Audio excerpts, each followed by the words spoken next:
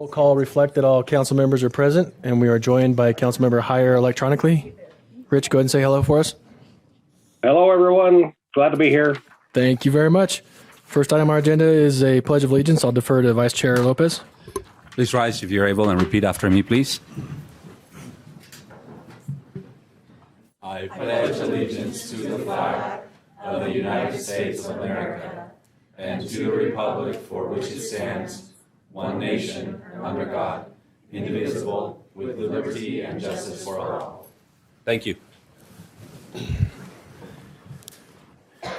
Please consider joining us for a moment of silence.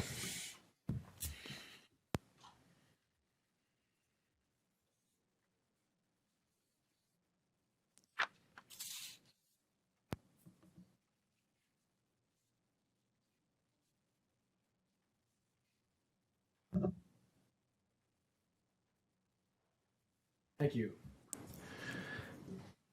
Okay, next on our agenda is recognitions. We'll be recognizing Betty Gillespie, a late civil rights pioneer and lifelong activist. We'll be recognizing her for her contributions to service to the Ogden community, and that'll be read by Councilmember White. I'm so honored to be able to read this. The Ogden City Council and Mayor proudly recognize Betty Gillespie for her invaluable contributions and service to the Ogden community. A celebrated Utah civil rights pioneer and lifelong activist, Betty Gillespie dedicated her life to fight for equality and helping others. Since her teenage years, when she and her friends were denied entrance into a local business, Betty was on a lifelong pursuit to challenge inequality and segregation wherever it happened. Betty was the first African American appointed to the University of Utah Board of Trustees. She worked for Hill Air Force Base for 40 years, 20 of which she spent as the Director of Equal Employment Opportunity. During her tenure at Hill Air Force Base, Betty was among the highest-ranked Black civilian employees. Betty and her husband, Jim, were lifelong members of the NCAAP and prominent civil rights leaders in the community. As the youth director of the Ogden NAACP, Betty spearheaded voter registration drives and often took her own young children door to door to register voters. In addition to her service at the NAACP, Betty was involved at the YCC, League of Women Voters, and Habitat for Humanity. We are deeply saddened by Betty's passing and offer our sincerest condolences to her family, friends, and other close associates. Betty embodied the Ogden spirit, and we are confident that her legacy will live on for many years to come. I'd like to present this today in honor of Betty.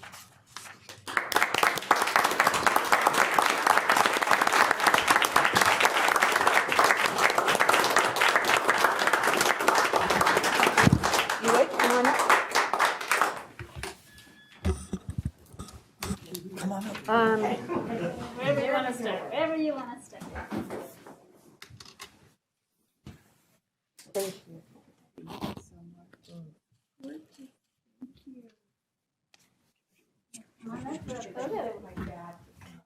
Yes. Yes, I am white.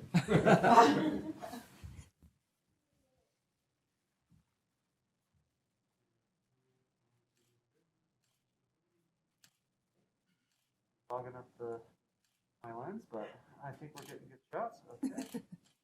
Thank you so much. Brandon, I hope you photoshopped me into that one. Thank you so much for your service and your family service. Thank you.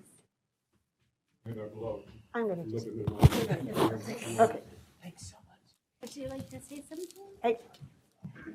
I hope so. Maybe. Did I?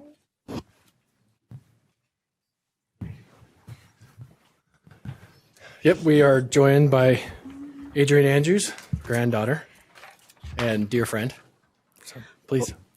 Thank you so much. It is a pleasure and honor to be here tonight representing the Gillespie family and accepting this gorgeous honor in the name of my grandmother, Betty Gillespie. I called her Honey my whole life because she's the sweetest person you're ever going to meet.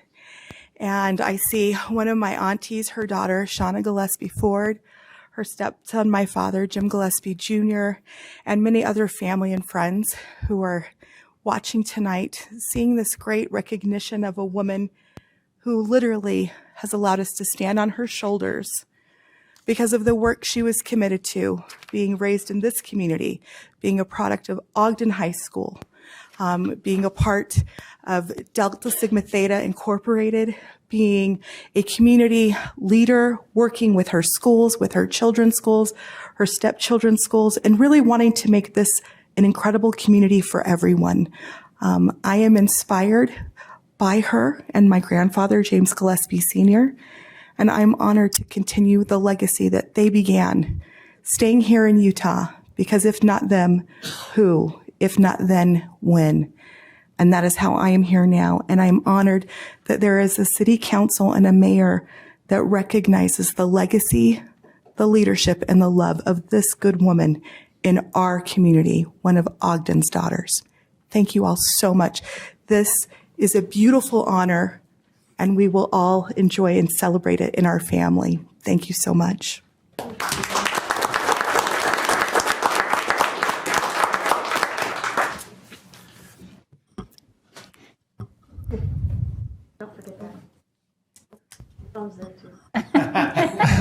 All of the things I will forget. But thank you all. Have a very productive evening, and thank you for the work that you undertake for the city and the people of Ogden. Thank you. Thank you. Right back at See you, Adrian. Thanks, Adrian. Appreciate you being here.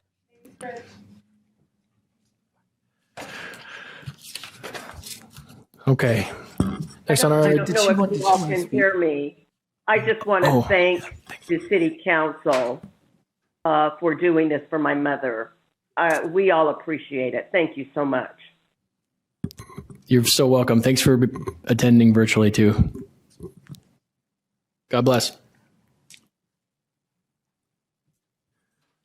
Okay, next on our agenda is approval of minutes. We'll run through these pretty quick. Councilmember Chaburka, the tour of March 30th.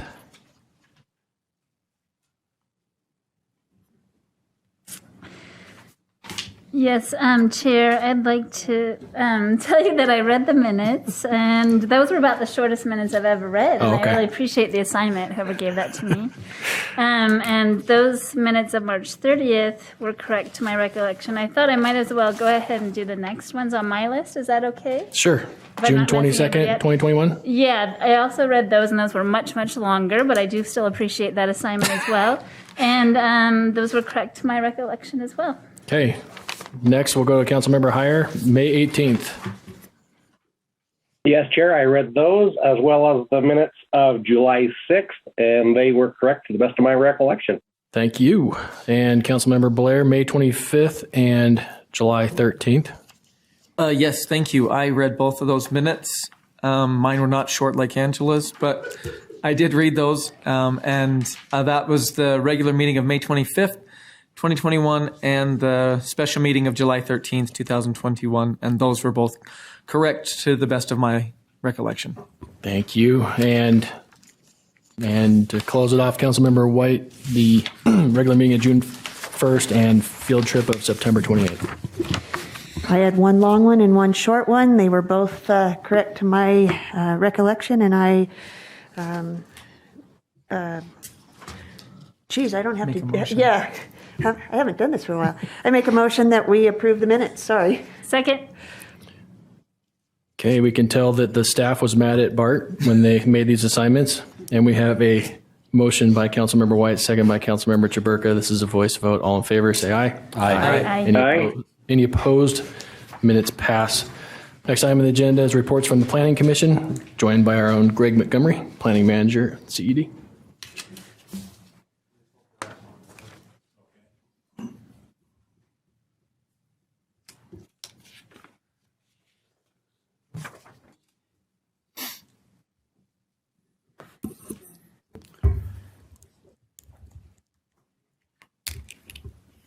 We got it? Okay.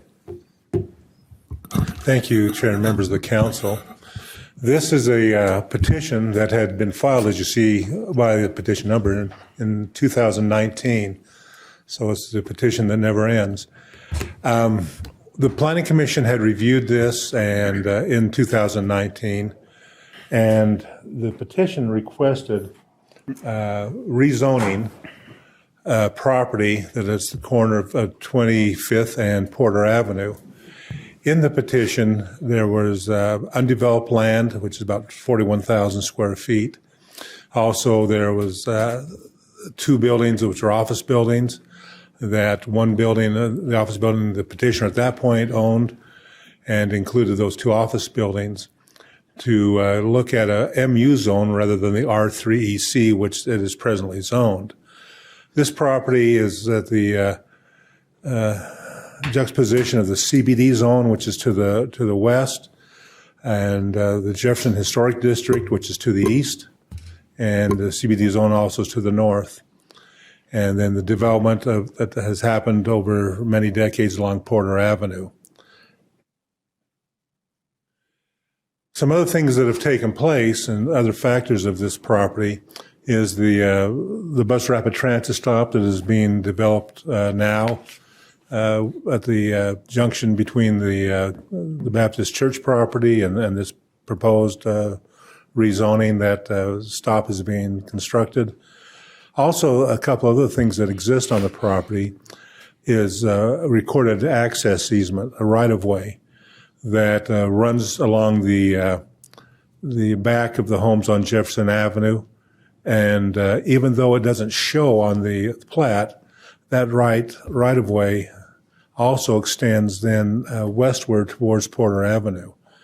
And over a time frame, somehow that western right-of-way became an ownership of the petitioner, well, the then petitioner, but it doesn't extinguish the right-of-way access. So that access is still there, even though it doesn't show on the plats.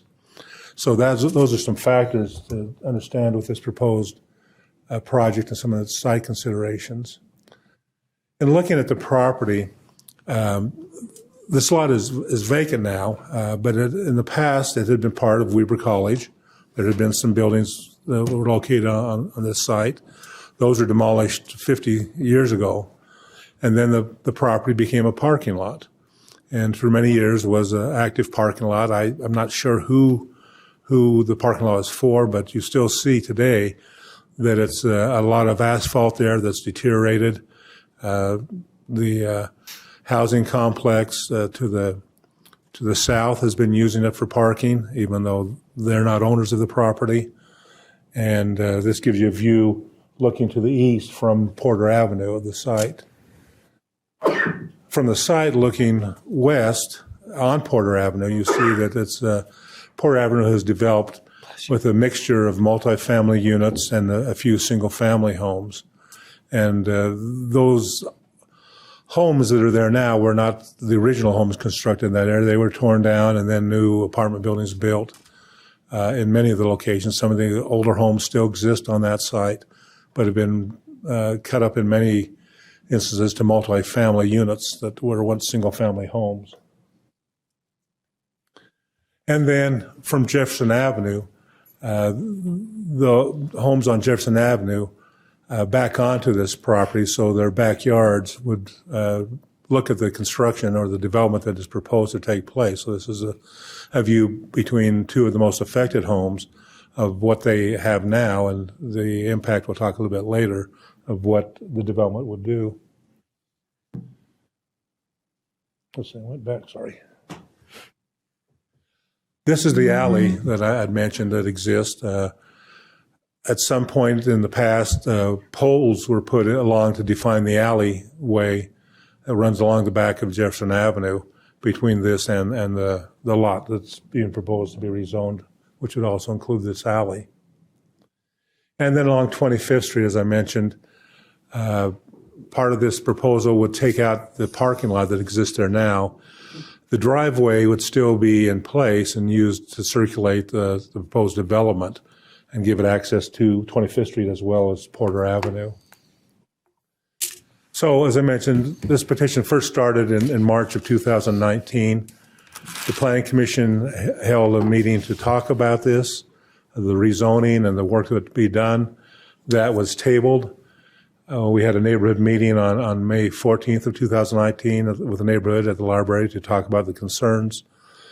Some Planning Commission work sessions were held. Then on August 7th, the Planning Commission then made recommendations to you to rezone the property to MU and to set development standards, both in terms of a zoning ordinance amendment and a development agreement. And we'll talk about those things a little bit later. What had happened then since that point is one of the big issues was the right-of-way and how that could affect the development or the proposal. And that until that could be resolved, the petitioner at that point wanted to continue and not forward it to the council to get that right-of-way worked out. Subsequently, after several months, the original petitioner then sold the property to a new developer who is still pushing the petition, as it still has not been acted on. And that is what it will be tonight for your consideration, though it is somewhat different from what the Planning Commission had recommended to you on August 7th of 2019. So this is the 2019 plan. It had talked for about 5 2.5-story townhomes on Porter, 10 3.5-story townhomes with built-in garages, and then an apartment complex that would be 55 foot tall along 25th Street with 17 apartments in it and also some commercial space on the ground floor that face 25th Street. Through that time frame with the Planning Commission, you can see what changed on the plan from the March 16th, March 7th, March 6th, April 3rd, August 7th, the continual reduction of total number of units that took place each time the plan came back to what the Planning Commission looked at in August of 38 total units with a mixture of townhomes and mixed-use apartment and retail space. Again, I talked about how the delay took place on the petitioner's request. And what is before you tonight, again, is a modification of what the Planning Commission had recommended. The proposal now is for 28 total units, all being townhomes. The apartment mixed-use building is removed. So the total number of units proposed is 21 versus the 32 that the Planning Commission had recommended to you in August of 2019. That new site plan still keeps the basic concept of what had been reviewed. Porter Avenue, units facing that and having the ability to be live, work, and having the art space in front along Porter, it being a lower scale, and then the taller townhome units being in the mid of the project, but also being now on 25th Street to total the 21 units. And the 2 office buildings that are part of this request that exist now would still continue as they are. So one of the first considerations is why a zoning change? Well, the obvious answer is that someone petitioned to do it. And because they had filed a petition, the city is obligated to act on that petition and see it through to a recommendation of either approval or denial. The property is located in the East Central community, and the community plan talked about this property having an option for mixed-use consideration. That area in white is where this property is located, and that blue is the area the community plan talks about mixed use being an appropriate zone request. The other part is that other plans, the Ogden on Board, had also talked about these properties, this vacant piece, as being an opportunity property to look at transit-oriented development with higher densities as being next to the BRT stop. And so that plan had talked about this as an opportunity to do development of higher density.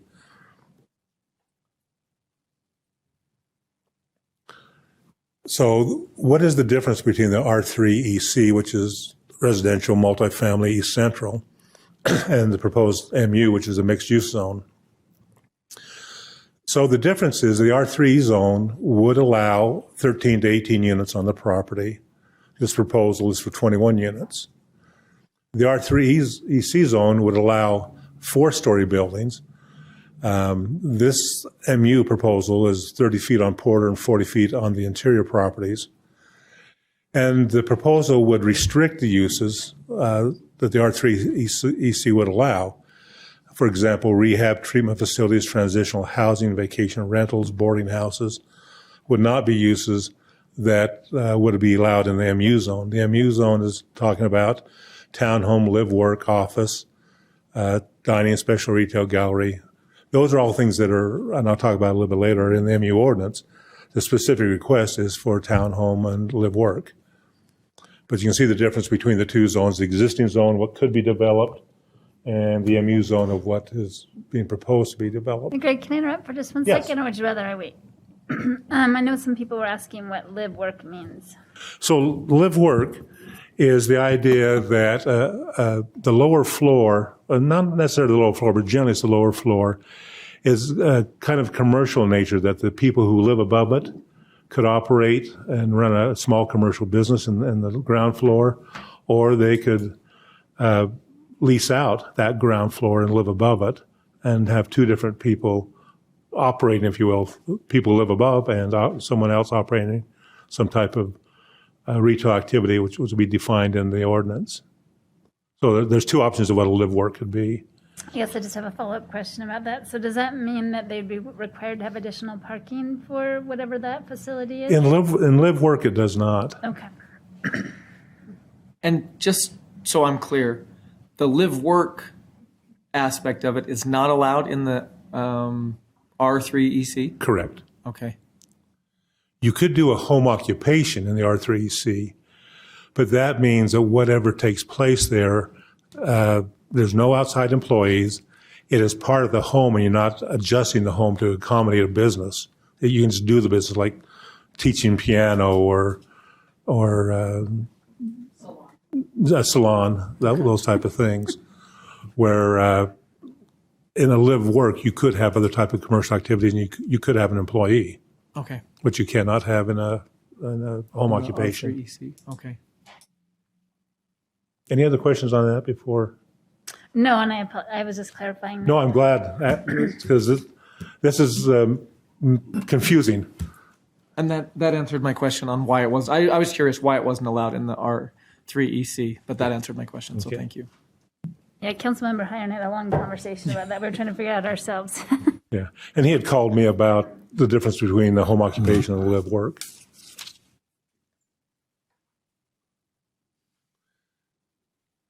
So the differences between the Commission's recommendation in August and what you're considering tonight is a reduction of the number of units, reduction of the overall height, and removing the mixed-use apartment retail building.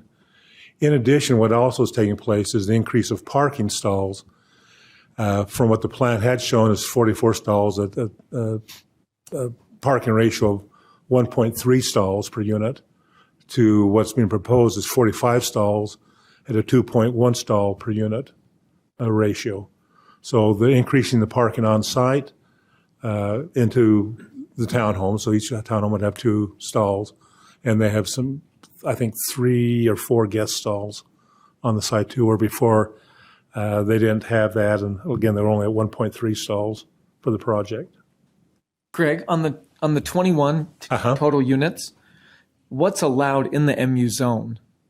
So the MU zone is negotiated. It's what the council's level is of comfort on the overall design of the project and the standards being established, and the comfort level of that is appropriate. So did the Planning Commission come up with the 21, or did the petitioner come up with the 21? The new petitioner did. Okay. So again, they lowered what the Planning Commission approved at 32. And again, to begin with, they were starting at somewhere around 50 units. Yeah. And so the Planning Commission was recommending, because that was before them. Since then, the new petitioner looked at it and felt reducing the units to just townhomes rather than apartment building was the way they wanted to pursue it. Okay. Thank you.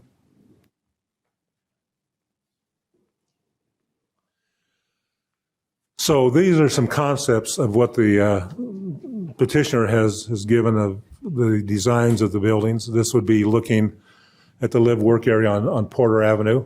Again, these are at the 29-foot height, and we'll talk about the art on the side of the wall in a minute also. This is kind of the inner court area of the townhomes. Would be both inside the project and also along 25th Street. They be now 40 foot tall, and also the central courtyard that'd be between the units as an outdoor space for those who live there. And then this is the 25th Street frontage, and that access then coming off of 25th Street into the development or out of the development. Again, another view, aerial view of how those all relate to each other. And then the other thing that looks at in the MU zone is the appropriateness of the design. Some of the things that were talked about is, first of all, respecting the visibility of the Baptist church that was at the corner of 25th and Jefferson, trying to be in scale with the Jefferson district and also the Porter, where they are two different scales in terms of heights of buildings on either of those streets, looking at the quality of materials and trying to respect the architecture and provide that into a way that reflects the old and the new, and then providing some art or creative space as part of the project, since it is in the 9 Rails district. So throughout the process of the hearings, there's been concerns both raised when we met with the neighborhood at the library and in the public meetings. The first one was the density of the project. This proposed project is at the 22 dwelling units per acre, abbreviation is DUA. So when you see DUA, it's dwelling units per acre. In contrast, you have the Jefferson neighborhood that's at 5.2 dwelling units an acre. If you don't include the Robin apartments, which are along this side of the Jefferson Avenue, and it's that one apartment complex is at 60 dwelling units an acre on that one lot. Porter Avenue is at 21 units an acre up and down Porter Avenue. That is what that averages out to be. And 25th Street at 43 units an acre. So you see there's a lot of changes that happen in this area, and this property is right in the middle of it all. And it's kind of that center point of different zoning, different densities, and again, different designs that are being proposed. Height was another concern of what is the appropriate height. So as we took a look at the existing heights of the buildings along Jefferson, also along Porter and along 25th Street, and noted that along Porter, the height of the buildings is much lower, 33 being the tallest building, more buildings being in the mid-20s. As you go along Jefferson Avenue, heights to the roof are taller, even though they may not be as many stories, because floor heights were taller in those older buildings. But again, the general height to the roof was around the 40 feet mark, some taller, some smaller. And then on 25th Street, again, some taller height with the old Weber Gym being the tallest, and then the Portland and the other buildings built that are in the 40s and 50s. So that became an issue of what is the appropriate height of the building. Again, remembering the R3 EC zone would allow 4 stories, and the MU is proposed to lower that to 40 feet rather than story height, because again, you could have a main floor at 16 feet and then so 4 stories could be taller, could be lower, depending on what your height of ceiling is on each level. Another concern was the traffic circulation. Porter, of course, is not a through street. It dead ends before it reaches 26th with a hill that drops significantly down to 26th Street. And development that has occurred throughout there has used Porter as its only access. Of all the properties there, 380 trips per day is generally the accepted count of what will be taking place of traffic moving back and forth on Porter Avenue. And you can see on this drawing, those orange dots are where driveways or accesses are located presently along Porter Avenue. And again, this is also showing that alley with a dashed arrow line and the one access that comes off of a home off of Jefferson that has access to that alley. And then several homes that are further to the south use Porter, and even a couple of homes that face 26th Street, their parking is coming off Porter Avenue. The proposal of the new development would add 147 trips to the existing total that takes place on that road each day. And its circulation is shown in that white area.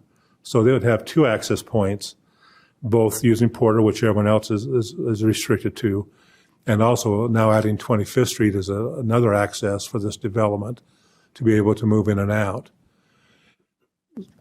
Greg, I have a question about that. Yes. I don't know if you're going to cover this later, but do you know if there's been any discussion about making it kind of a one-way through or something like that versus letting the traffic go both directions out of that development? Out of the development is two-way.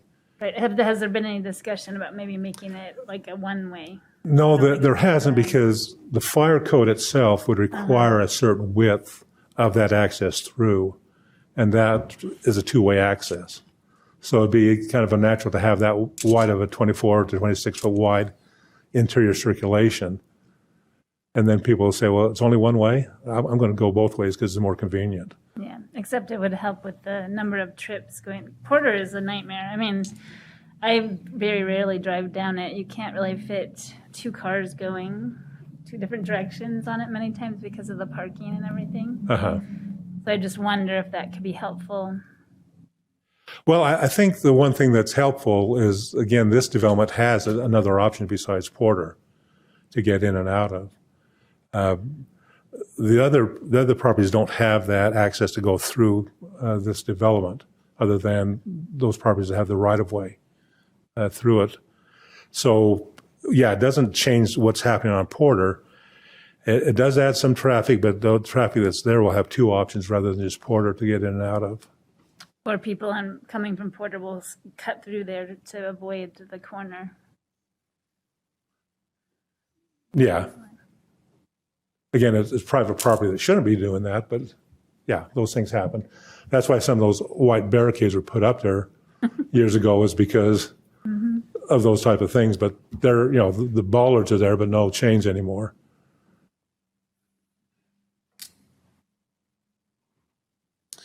And then this gets to what you talked about, traffic patterns on Porter. Again, it is only local traffic. There is no through traffic unless the only thing you're going to Porter for is you live there or you're visiting someone on Porter. It does not fit into any circulation pattern of the city to add anything to relieve traffic from anywhere else. Pavement width is 24 feet, and oddly enough, many of the things you'll read about talk about reducing pavement widths to these type of things to help slow traffic down. In this case, it's been raised as a concern that it is too narrow. One of the things I think that's important to understand is we have many streets in the city that are this width, that are, again, one end streets. They don't go through. And as we look at them and as we work in situations with parking, conflict with parking increases, as you mentioned, in this picture, there's just a couple cars and a FedEx truck down the end that's making a delivery.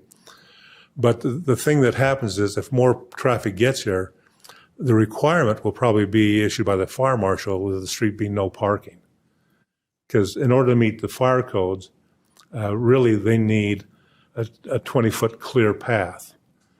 And we're already working on a couple of streets right now to have no parking signs put on, because now the parking has become a nuisance to the fire department for access. At this point, they haven't deemed that, but this could be one of those situations where the street would be restricted, no parking on the street because of the width of it. But the width isn't wide enough to allow two-way traffic, albeit it may be slow, albeit you may have to make considerations of waiting for other things. But those are some of the things, as you read about, other cities are trying to encourage to happen, and to slow people down so pedestrians have better visibility and safety as they try to cross the street, and to help, again, reduce overall maintenance cost and reduce the speed that takes place along the street. I would assume that would need to happen before the development, right? I mean, it seems like it's kind of a chicken and the egg situation, because if there's not enough space to pass through there for a fire truck and you've already built the development, then that's when there's more likely to be a problem, right? So would that happen at the same time as the development's being put in? And talking with the fire marshal, he would say that would be one that'd have to weigh to see what become the problems. He's hesitant, and I'm putting a word in Kevin's mouth now, but hesitant because there has not been a real concern that he's seen or heard from as some of the other streets where they're taking action now. Yeah, well, he should come on by. Well, right now he can't with the construction, but yeah, with the new retail establishments right there in the Argo House and other things. That, I mean, this is very unusual to see this street with no cars on it like that. Usually they're on both sides. And, you know, come at nighttime, that will take place, yeah. The other concern was parking. Again, as you mentioned, some of the other uses do not have adequate parking. And we looked at the parking of all of the existing developments out there, and they're all somewhere around 1 to 1.5 stalls per unit. The Argo House is an example that doesn't have any parking. In this site itself, there are offices which would have 24 parking stalls at the 1 per 300 ratio requirement of the ordinance. They would comply with the ordinance. The new development would have 46 stalls, 2.1. That's a little bit higher than our ordinance requirements. And so for this specific project, it has adequate parking that meets all the ordinances. It has more parking that will be provided where the other properties don't even meet the ordinance in terms of parking. So this would be a little different scenario. Yeah, no, I do appreciate that they have 2 stalls per unit. I think that's really good. Just the other traffic in the area, that's the challenge, right? Yeah. Yeah.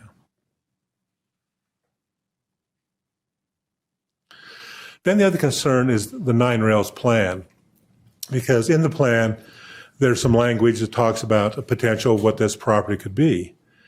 And it talks about some small artist house, single houses built along that right of way.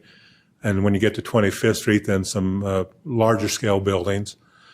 And that vision plan, I know this is a concern that the neighbor has brought up of that the expectation is these will only be single story, small artist house that will take place here. The district plan also talks about that in the creative district, it should be an area to allow higher densities and mixed uses. So even in the plan, you have 2 ideas that are being generated. And I think the importance of the plan is it is a vision of what could happen in the future. And then as projects come forth, the evaluation takes place of what is the most important, what is the consistent, both with the community plan, the Ogden On Board plan, and the 9 rails district. So you got 3 different plans talking about things that should be taking place here. And determining what is then that appropriateness. Of course, since this is private property, we have to look at what is the petitioner desiring to do and what is appropriate. Those are the considerations. This is not a city project. It's not something that the city is proposing. And so if someone comes up and says, well, we can make it work for small single-family homes, that'd be an option someone could consider, but it has to be a petition. It's not something the city said, you have to do it this way. The vision is saying, how do we make these things work and be compatible with all the goals and policies that exist both in the 9 rails and the Ogden On Board and the central plan? And then, of course, protection of the Jefferson neighborhood. It is a historic district, and with any historic district, there are boundaries where it then comes against other types of development. This kind of shows the layout of how it sit in relationship to the district. And of course, the 2 most impacted properties are noted here on Jefferson Avenue, the Toon and the Gravis property, because they have direct views into this development. To the south, you have the apartment building along the district, and then as you move further down, you'll have other structures that don't give the, if you will, the full direct view as someone who lives right behind what this proposal is. So that is a concern of how do you become a good neighbor in the proposal. This is that idea of what you see now as you look between those two homes. And this is what would be in that lot that they'd be looking at if this project were to go through as proposed. So you see they would be looking at the back of these units with their garage doors. There would be requirements, of course, for screening, fencing, all those type of things, but still the buildings would be there, and that is completely different from what has been used to for 50 some odd years, where it's just been a vacant land or a parking lot. So that is a concern of how you make things compatible and work between the transition, the two uses. And then the final one. Can I ask a question, Greg? Yes. When we have two different zones that abut one another, we do have some guidance that gives us, how the screening works and those kind of things.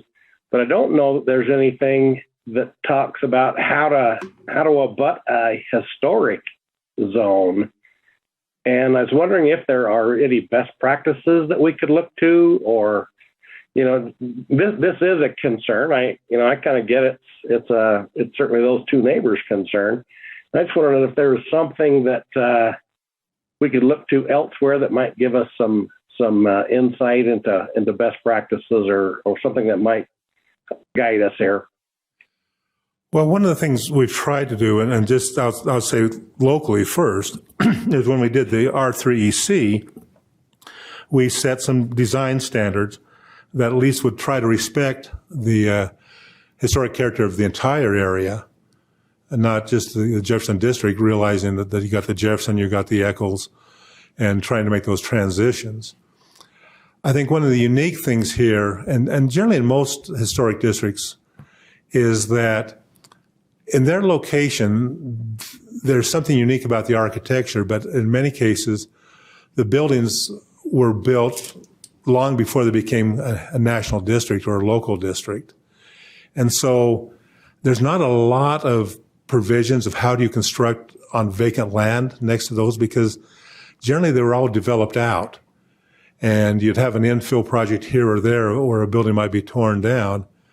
And you look at what had taken place with some of those buildings that exist, say on Porter. Again, it wasn't a district at the time, but you have some historically appropriate homes there. But at the point, as people infilled, there really wasn't a lot of consideration. So we tried to, in our East Central standards, get some design criteria at least to have some of the same vocabulary of building design, even though that we knew there'd be new construction. So I haven't really seen, because again, the context of how they develop has always been, most of it on either side of the district or outside the district has generally been developed. And it's only a small piece here or there. And so it's trying to say, how do you look at maybe setbacks? How do you look at some maybe design features that may be sympathetic? But I haven't seen any real good standards of consistent transition. This is how you make that jump. It's more saying backyard to backyard, step back to step back, and trying to, if your ordinances are made to fit into a historic context, respecting that. But where you may have had a commercial property right next to a residential property, I haven't seen any real standards anywhere that I know of. I appreciate it was just a thought that kept circulating through my mind. No, and I appreciate it's a good question. Yeah. Well, and I think. Thank you. Oh, sorry, Rich. I think also something I keep thinking about too is that, yes, it certainly does impact these two property owners, because it is right next to their house. Mm-hmm. But I think it does also impact a much broader audience. And one of them being me, I live across the street. So I'll be looking at those buildings behind this building, but also all the people that come to the historic district, they come to see certain kinds of things along that street.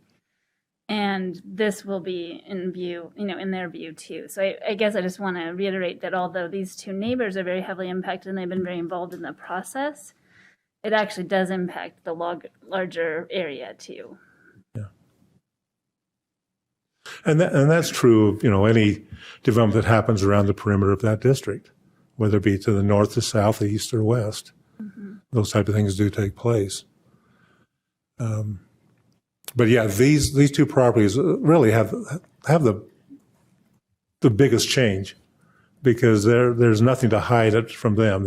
It's their backyard, and it's what they're looking at. Where others have, buildings to block, and you get openings, between the buildings to see. But here they don't have any of the buffering that would normally take place. The other thing about the buffering, and maybe this goes, Rich, to your comment too, is that generally when you have those different zones or different things taking place, you have, of course, the screen fence, which gets at the ground level as far as enjoyment of your backyard. But then you generally have some type of requirement for trees and a space between. Well, the alley is right where normally you would have trees and a landscaped area. And so you can't apply that here because that alley is right there. And so that takes away one of those buffering items that generally take place. Then, as I mentioned, the final item of concern was access to the right-of-way, and that right of access must be maintained. And while the area that's kind of in the orange and gray stripe is a right-of-way that exists, though it doesn't show on the plat, it is still something that needs to be mutually agreed upon if there's going to be adjustment to its location. And the alley, as it now exists, as kind of beat up dirt area, would be paved along the development, so it would be an improvement that way. But again, unless there's a mutual agreement, that will alter the design of what could happen on what happens that east-west right-of-way access. So is there any design that could have a buffer, more of a buffer? It would basically, the right-of-way would have to be, all the right-of-way would have to be either abandoned or vacated or altered. And the problem with altering is as you go to the south, it's still a straight line. And then it wouldn't line up in terms of circulation to get to all the properties. Also, they would have a jut and not have that right of access to it.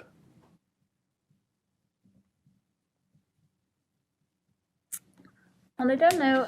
I just noticed that we all received a letter from Lydia Gravis, and she provides some suggestions to some of these issues. But I noticed that you're actually not on the letter, so I don't know maybe if I should ask you about her suggestions or if I should ask the developer directly. Do you have a preference? Probably ask the developer. Okay. Yeah. Thanks, Craig. So as you look at this, the aspect of rezoning comes in two parts. One is considering, do you rezone it to mixed use? And if you do, then there's a development agreement that goes with the mixed use ordinance. And that sets some standards to tie the zoning to this specific project. And it's a text and a concept plan. And in that development agreement, it states that this project will be limited to 21 units. It's limited to townhomes and live work. It's limited in its height to 30 feet and 40 feet, 30 feet on Porter, 40 feet on the other locations. The design should be a modern interpretation of arts and crafts. There should be varying facade relief and decks. Here it becomes part of the art piece. The north and south walls of the two-story building, the north wall of Unit 7 would have murals on the sides. Also, there would be a 10-foot wide public access on Porter for art displays, art pads, to look at types of physical art. There'd be a 6-foot tall cedar fence along the property lines to the south and to the east. Again, still having gates to allow access. Retaining the right-of-way for those who have rights of access, and shielding lights so there's no direct view of light sources from the neighboring properties. So that is part one of what's before you tonight. And then again, in part one, there's two parts. the rezoning consideration and the development agreement consideration, which would go along with the mixed-use zone. Now, the Planning Commission had recommended a 6-0 vote to recommend approval of the MU zoning and a 5-1 vote to approve the development agreement. The one vote against the motion noted that they felt while things were moving the way they should, it was still not there where they felt comfortable to recommend it move forward. I'll just jump into the next part that's on your agenda too, so you have the whole thing. So the other part of your consideration is actually a text amendment to the MU ordinance. And that is, again, as I said, the history, that was finally made a recommendation on August 7th to also amend the text of the MU ordinance. And why is there an ordinance that goes with a rezoning and also a development agreement? It's because it also establishes what are permitted uses, what are standards that are very specific rather than what the development agreement has, which are general concepts and principles. The MU zone also in this consideration is taking in 2 office buildings and not just the townhomes.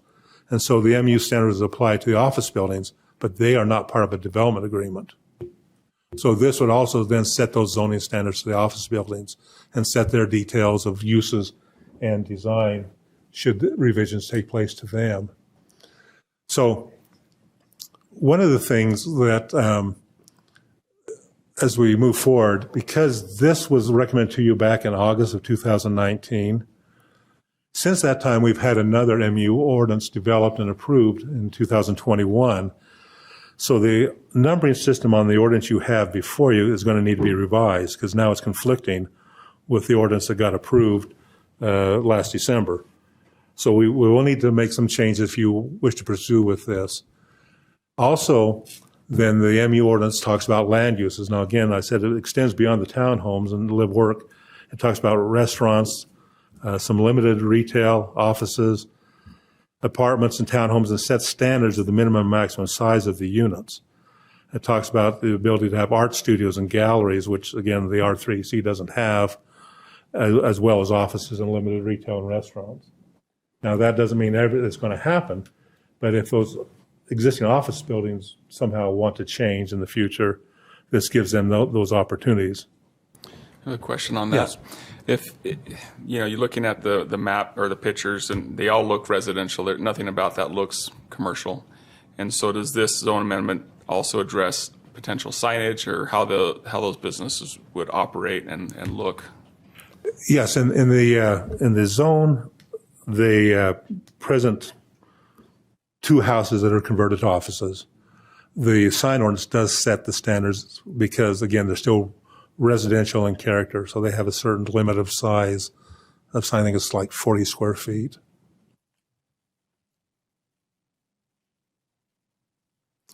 The other thing in the ordinance itself talks about setbacks, minimum, maximum 15 to 25 feet on 25th Street, 15 to 25 feet on Porter, building heights. Here's, again, another change because the ordinance that you have before you was, again, drafted with a 2019 plan. And so if you decide to move forward with this, we'll be revising the heights, taking out the 55-foot height and revising it all to the 30 and the 40-foot. Also revising the parking standards from what was in the ordinance from 1 and 1.5 stalls per unit to 1.5 to 2.2 stalls per unit. That's another change that would have to be made if you want to pursue the ordinance that would go along with this rezoning. Open space sets at 8 to 20%, screening fences, garbage screening, recycling screening, controlling the lights so they're not visible to the adjacent properties. And in the building design, it talks about a commercial or mixed-use building, use of brick and hardyboard and stucco, both for commercial and residential. Roof designs being gable or hipped, so it's not a flat roof. That in the architecture of the building, there's identifiable bays or units. In other words, little projections that say, okay, here's a unit, or at least you don't have a long wall of building. and that being a ratio of either 15 to 40 foot area that could be manipulated with the buildings, and the buildings being oriented to the street, the front doors to the street, or an interior courtyard. And again, with this recommendation, the commission also recommended it 5-1 to approve the text amendment. So I know I've given you lots of things. Any other questions you may have? I have just a clarification of the noticing. So I was trying to figure out the right word. The noticing. Some neighbors said they didn't get the notice for this particular meeting. I did get one, so I was just curious. Number one, is it only owners of the property? Would renters also get a notice? Well, normally what happens, when we do the notices, we do it to the property owners and the renters. Now, when it comes to city council notices, they generally pull off the list that we developed back in 2019. And so I can't speak of what took place with the noticing that took place now, because the planning office doesn't do that noticing. Oh, yeah, I forgot about that. There's the difference. So the planning notice would have been sent out to your list when it was at the planning commission. Uh-huh. And generally, the recorder's office uses the same list we had generated. So I don't know the differences would take place, but yeah, that's just my only concern with having a decision made tonight, is that some neighbors said they didn't get the notice, and I just found that out. So okay. And we definitely could pull out that printed list to see, what the differences between the two. There shouldn't be, but yeah.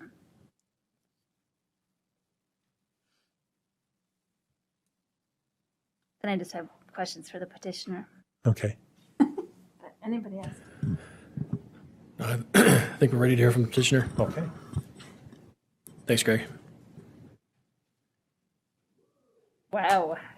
That's a whole nother world. I don't know what's going on there. Exactly. Going down the rabbit hole. Oh, boy. This is not real anyway.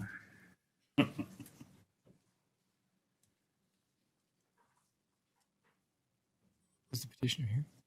Yeah, I think he's online. Is it Brandon, is the petitioner online? Yeah, he's transitioning into a panelist. Okay. Thanks, bud. Marty McFadden. Okay, Marty, can you hear us?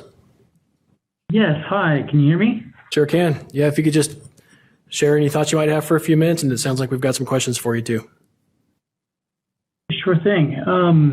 I want to thank Greg for the presentation that he provided. I think that what he has presented to you is accurate as far as, we've been working on this project now for quite a while, and have tried to take a lot of consideration into, this juxtaposition and this cross section of this development, and trying to be just as respectful and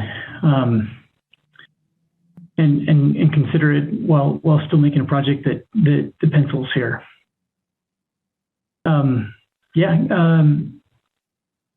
Feel free to ask me any questions you have. Okay, we'll just go to Councilmember Chaberka. Oh, I'm sorry. I don't mean to be dominating the conversation. Well, it is your neighborhood. It's right in the heart of your district. I've had a lot of conversations about it. Exactly. To be honest, some of us are kind of counting on you. Yeah, well, Marty, I just want to first say thank you so much for wanting to invest in our community. We certainly appreciate that, when someone comes in and wants to invest in the community like we all have. So just for your information, I can't remember if I've met you or not, but, I live on Jefferson Avenue as well. So I'm here to help represent my neighbors, but also the community at large. So I just have a few questions for you, and I'm sure I probably already know a few of the answers, but just to make sure that we're addressing them on behalf of the community members. I was wondering what considerations you had made about the traffic, the cycling, and I know Greg explained to us about the fire marshal, etc. But there's definitely a concern that some of the neighbors had, and I didn't know if you had any additional thoughts about that, or. So I've spent several hours having conversations with Fire Marshal Brown, Kevin Brown. And reviewing the site plan. And having those 2 points of access is critical for fire protection in that area.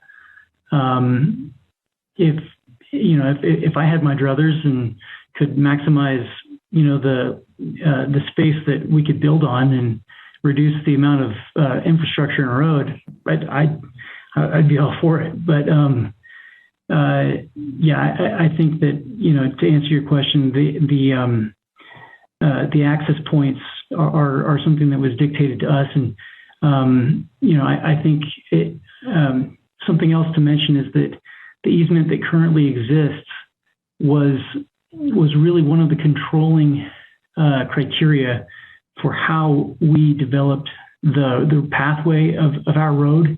If you recall, the S in the path of the road, that S was specifically designed to accommodate being able to give the eastern neighbor, the Tunes, access to Porter and 25th through our development.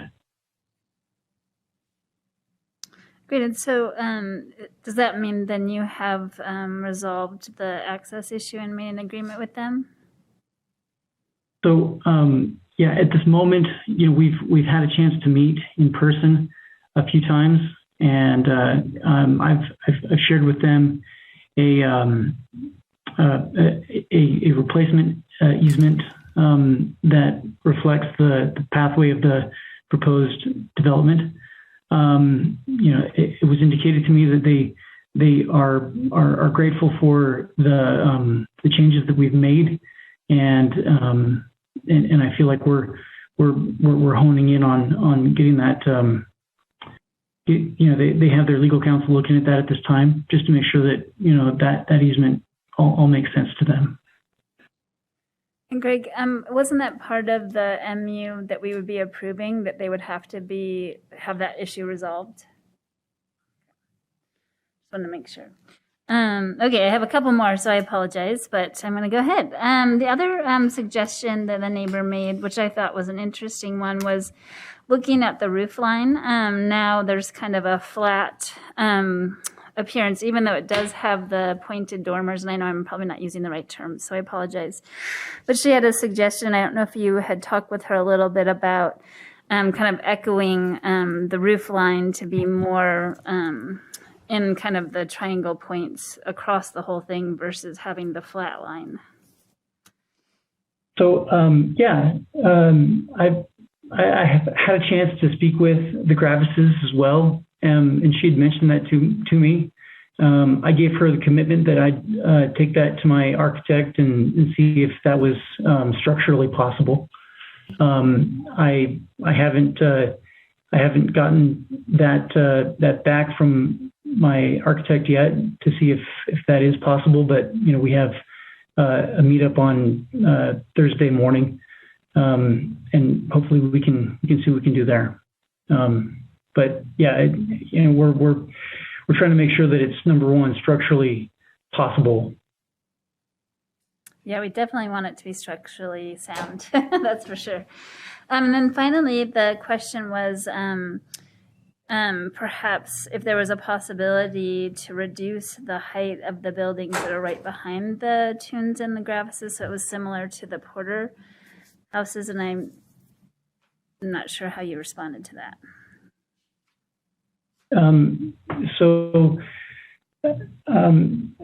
They had mentioned that to me as well. I think that I think kindly we've reduced this plan down several units from what was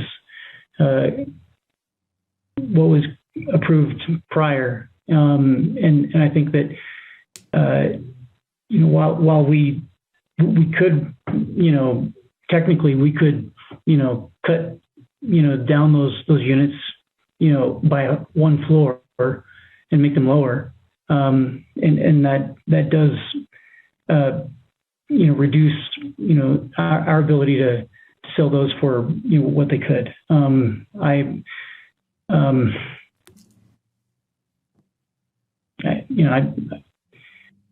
It's not something that I think the owner that I represent is excited about. Oh, yeah, I get that. I was just curious. I think that's And I think maybe another point to consider here is just point of view as you're looking at the buildings.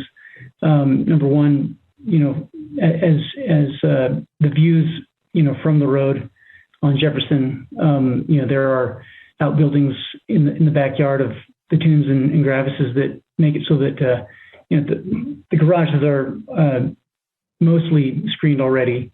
And so what you do have in view is a facade full of windows. There's a lot of daylighting in these homes from what you may have seen in the pictures.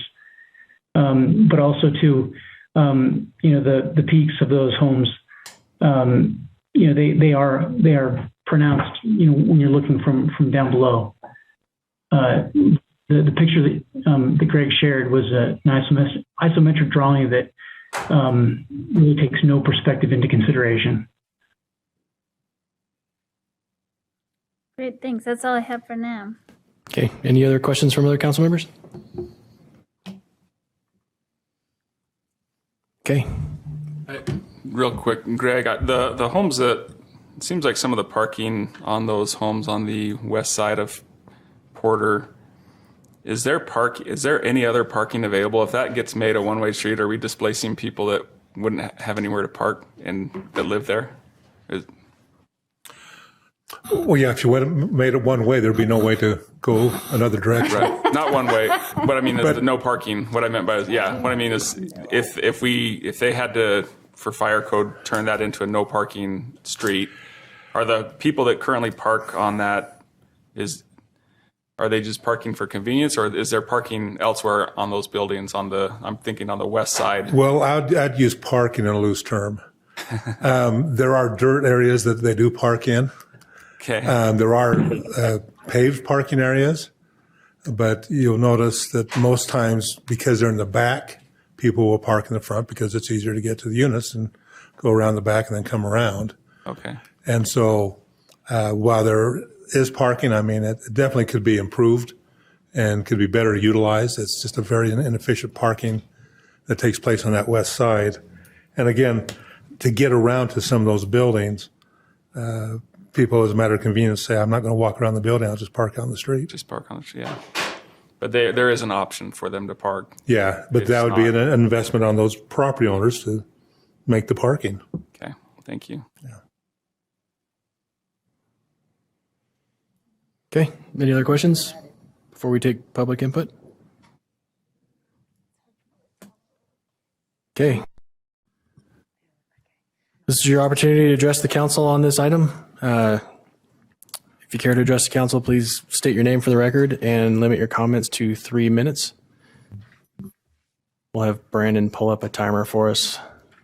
We're having login issues on the iPad up front. So.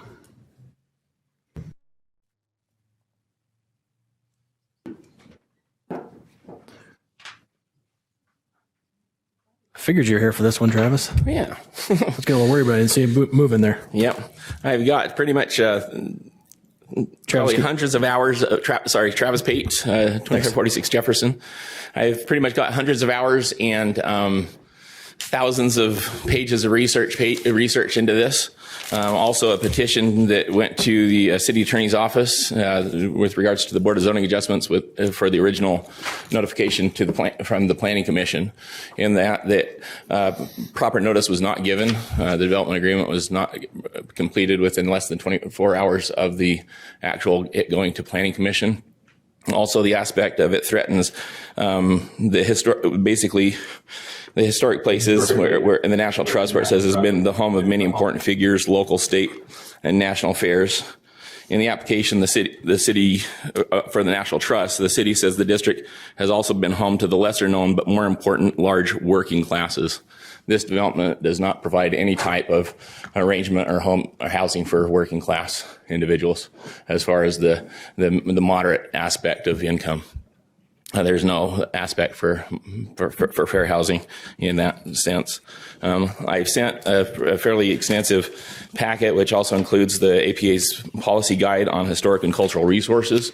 And I don't believe any of these considerations were followed in developing and drafting this, particularly the actual setbacks from neighboring zones, which the Riverfront Redevelopment Project area has those as part of their mixed use agreement. So in other words, if we scrape a neighborhood clean, we have greater protection than those of us that have chosen to live, love, and enjoy life and sacrifice life in these current historic districts. I crafted also essentially what could possibly be a build out, because I think that's one of the key things is once this is allowed in, it's the camel's nose inside the tent. And so I think that aspect is just an additional 78 homes roughly. So if you actually just go by the property that's accessible from Porter Avenue and use their exact square footage and what would possibly be approved tonight, it would be an additional 78 townhomes, which essentially puts it at 99 homes in the development, 2.2 parking stalls per unit, or 2.1. The two are garage, or in-house garage. So where does the customer park? Where does the 0.1 customer park their car? And there's no minimum requirements for how much of that workspace is live space versus workspace. So the commercial guidelines for parking, how much parking is per square foot each commercial unit has to have is not taken into consideration. And the other aspect is the approval tonight is conditional upon actually speaking of the right of way, not an easement. It's a right of way that's been there since 1890. Thank you. Chair, can I ask a question really fast just to clarify something Travis said? Sure. When we're talking about the 99, do you mean if like all the other little houses got taken bulldozed? out? Because there's currently no protections on any of that property with regards to historic landmarks and preservation. Okay. I brought that up with regards to the Crittenden home, which is the city's first YCC, the first rape crisis center, that many children wouldn't even be alive if it weren't for that Crittenden home. And yet the original plan just bulldozed it. Okay. And the current plan, anybody else that comes in there could say, oh, let's do some land banking and bulldoze the rest of the neighborhood. Thanks, Travis. Thanks.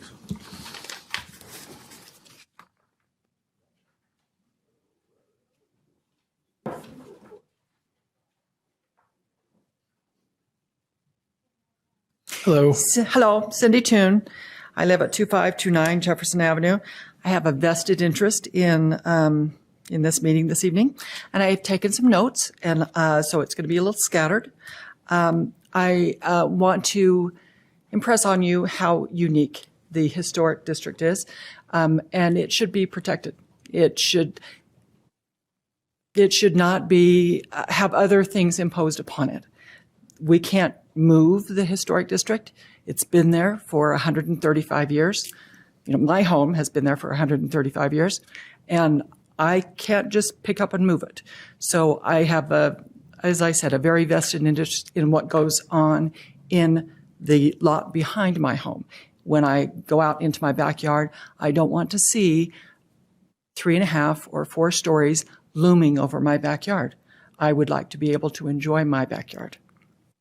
I do appreciate the work that Marty McFadden has done with Heritage Homes. I know he has worked on this proposal for a great deal of time. I feel he has kind of been led down the primrose path. I don't think this development or the development before was a good fit for this neighborhood. Not just that it's next to the historic district, but also the fact that it is on Porter. And Porter is a very narrow street. As Councilman Chaburka noted, she says, it's a nightmare. It is a nightmare to drive down that street. It is a dead-end street. There's no way that anyone, and just as Greg Montgomery said, there's no reason to go down that street unless you live there. Well, then why would we propose to have commercial space on that street? Someone open to have artists' lofts there where they could actually sell out of their lower entry. How can that work if you never go down that street unless you live there? There's no way to go in and out unless you live on that street. Sorry, again, I made notes and they're a little disjointed. The right-of-way does not affect just myself and my husband. There are at least 3 other neighbors that are affected by the right-of-way. The right-of-way that Greg Montgomery has shown and that affects this particular property is only a partial of the entire right-of-way that goes from Porter all the way around to the other end of Porter. So it's not just the Tunes that have to say, yes, we'll move the right-of-way. It's okay, you can do this. Others are involved as well. And I do appreciate, again, the work that everyone has done to try and make this a good development. But again, I don't think it's a good fit for this neighborhood. Thank you for your time. Thank you. Anybody else care to address the council on this?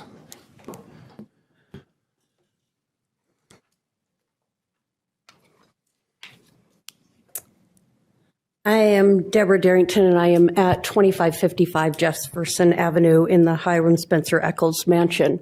I'm also owner of the Weber Club, which is Leroy Eccles' home. I came into the Ogden area in 2007 and made my first investment and loved the city of Ogden so much that I purchased that home in 2013. I also loved Ogden so much that I have invested in other properties in the area, especially in the historic. Part of my concern with that building is you're showing the pictures. During COVID, directed my love and attention to design and development to make it a full-time career. And to paint my home has to go through someone else's approval just to paint my home in the historic district, which the backyard is where this is going into. Surprisingly enough, at my property, the Leroy Eccles property, which is the Weber Club, to repaint that the exact same color, I had to go through a planning meeting on that just to keep that. So that's the integrity that if I have to go through those hoops, and I will admit at first I was a little frustrated at that, but as I got to understand the historic nature of this, I own another property in Layton, which is the Cowley Estate, one of the oldest mansions in Layton, one of the very few that are preserved in Layton. We have a very fortunate thing here in Ogden that I am not sure the statistics or the percentages, but I would lay odds that in this nation we are one of the largest historic districts, where we have more homes on the National Historic Registry than any other city that I have studied or come across.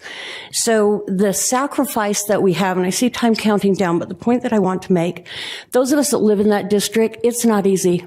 It's not cheap, and it's not easy at all. It's not easy to find someone to work on your home to keep the historic nature. It's not easy to choose a color theme that doesn't jeopardize the integrity of the people that came and built those homes and built this city. The view means a lot to me. My view out of my top story and my second story is this building. I can see from that part of my house directly. This is lined up directly in the path of my home. And so with that, the easement is also something I want to address. The easement is part of my backyard. I currently do not have anyone in my basement, but it is zoned to have 2 additional people in there, and that's where their parking is on Porter. So my time is up, but I would just like to say that for those of us who make a monetary and a time commitment and a sacrifice to live here in these districts to preserve them, I would ask for the same respect back. There are other places for those homes. Thank you so much. Okay, anybody else care to address the council on this issue? See, we have a couple hands raised online, unless there's anyone else in person. Okay, we got one more in person, and then we'll get to Kelly and Daniel Matthews online. My name's Christina Calvert. I moved to Porter Avenue. I'm on 2567 Porter Avenue. I'm on the very end of the dead-end street. That's where we live. We moved in February of last year, and we've seen some major improvements in the area, and they've been wonderful. My concern is what it's at right now, Porter Avenue, what that lot is right now.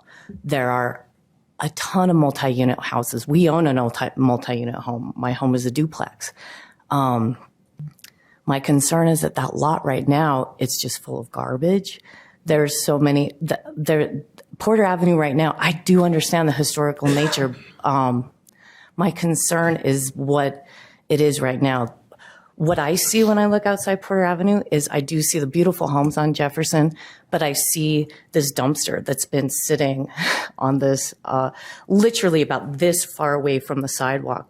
No cover, no nothing. Transient people walk by there, they pick through it, and there's just trash all over the street. I'm not sure what the solution is. I'm not sure if it's this gentleman's or the proposal that's on the table now, but it's a beautiful, beautiful street.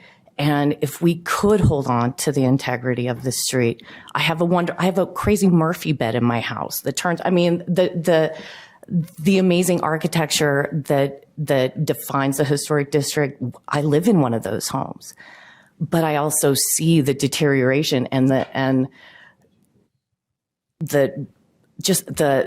crime and the drug use. You see it right in front of you, like walking through my neighborhood. So I don't know what the solution is, but it would be nice to have something instead of a parking lot full of trash. And so I don't know what the solution is, but Porter Avenue is a wonderful place. The parking is absurd. You're right. Trying to get in and out of this street, you do have to give the right of way often. That's okay. I'm used to, I don't mind driving on small streets. My concern is that this looks out of place. It looks like something that wouldn't fit in Porter Avenue. I look at these two businesses that you say it's affected. I think those two businesses, those beautiful homes, they look like homes that have been turned into businesses. My concern is that this proposal doesn't fit with what Porter Avenue looks like. I'm just new to the place, and it's an amazing street. I do hope we can hold and keep some integrity of the art district. So that's what I'm saying. Thank you very much. Okay, anyone else in person care to address the council? Alrighty, let's go to Kelly online. Kelly, if you'll state your full name for the record and limit your comments to 3 minutes, we'd appreciate it. Yes, my name is Kelly McLeod, and I am the property owner at 2527 Porter Avenue. Can you guys hear me? Yes, we can. Okay, perfect. I just wanted to kind of correct a statement that Greg had shared, or that a council member had asked in regards to displaced parking on the west side of Porter Avenue. If you did remove street parking on Porter Avenue, it would actually hinder our tenants, and they would not have parking. So it does displace parking on Porter Avenue. I just wanted to clarify that detail. Okay, thank you, Kelly. Moving to Daniel Matthews.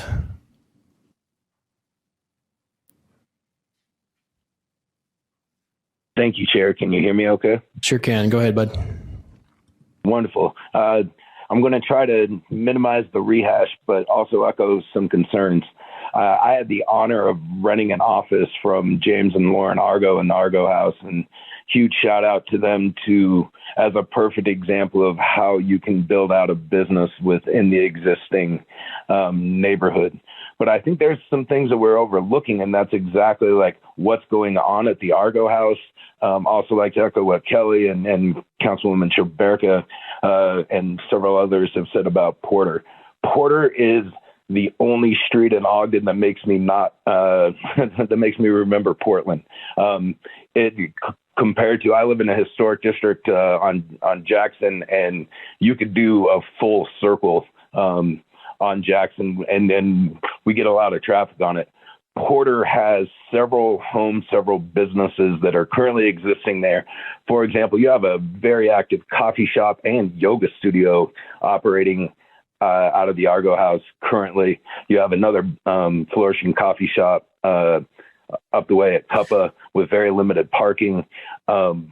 You already have tenants down Porter who don't have driveways and don't have access. Plus, you have a bunch of apartments back there.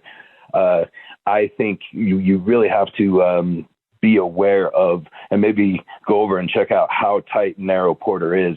You can't simultaneously fit two cars going in opposite directions currently down Porter, especially if there's people parked on the street. I would also like to know, I'm curious how we got into an either or binary situation here where we either have almost a dumpster fire in a vacant lot or this development. I think people have mentioned it, but I'm surprised that there isn't a part of the Planning Commission that is just dedicated to regulating buffer zones. And I think maybe this is part of the growing pains that Ogden's going through. Like, if we can't hold the historic district that sacred, I don't know what we can hold sacred in Ogden. I don't know about y'all, but I drive people when they come to visit Ogden. I drive them in between 25th and 26th on Jefferson so they can really see the scope, the history, and the beauty of Ogden. I think this development, the way it's currently laid out, would interfere with not only the feel and what the push is within the Nine Rails district, but what currently exists as a historic district. It's interesting to see also the disparity, like how I think somebody pointed out, as somebody who lives in a historic district, the hoops and everything I have to jump to simply to change the color of the paint on my house versus it seems like what new development is allowed to do. Thank you guys for your time on this. I truly appreciate it. Thank you, Daniel. You are skillful on your time. That's for sure. Okay, seeing no other hands raised. Comments, discussion from the council?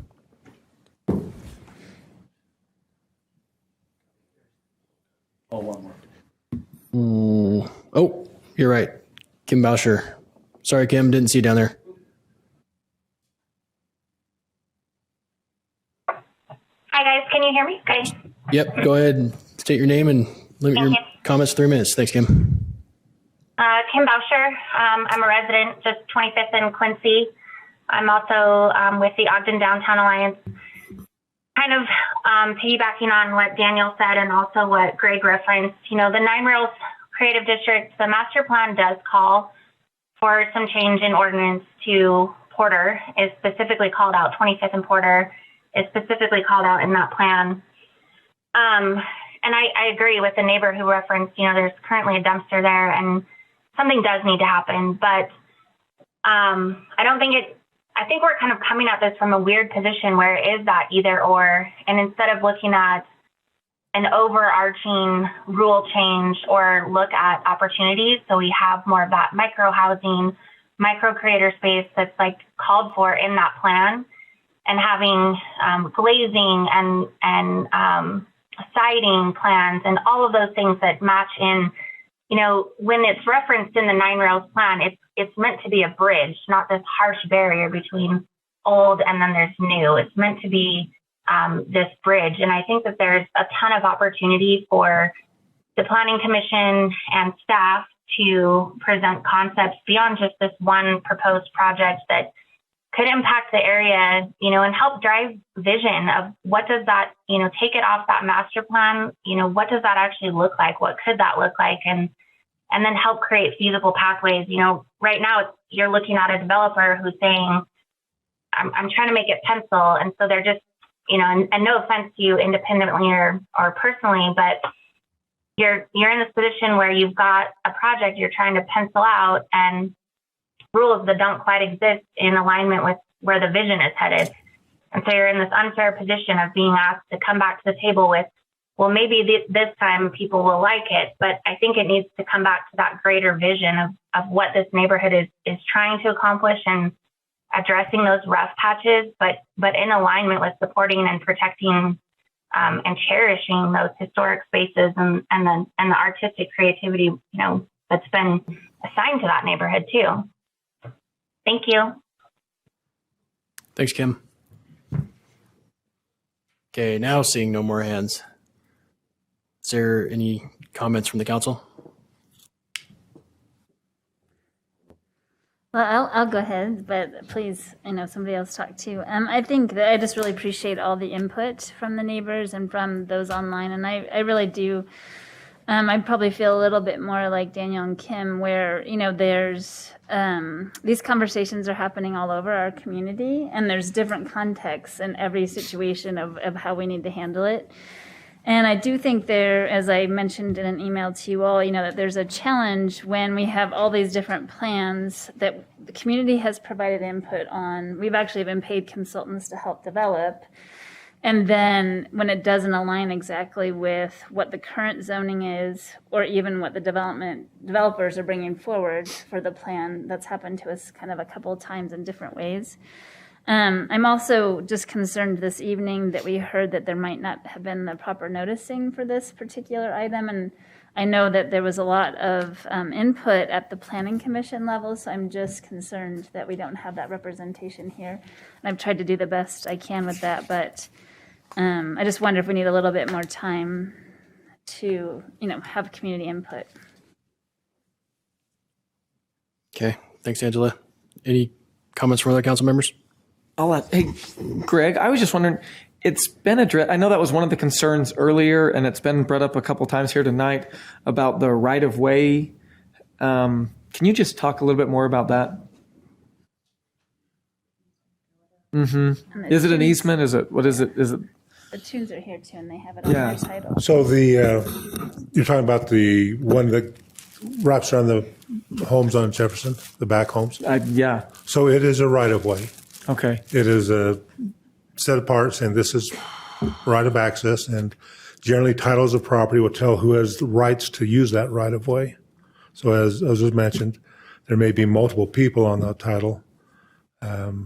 But anytime you're looking at right of way and dealing with any changes, you got to look at all those who have ownership to that right of way. And the developer does have access to that right of way, or does have ownership of that right of way? Do you know? I'd have to do a title search.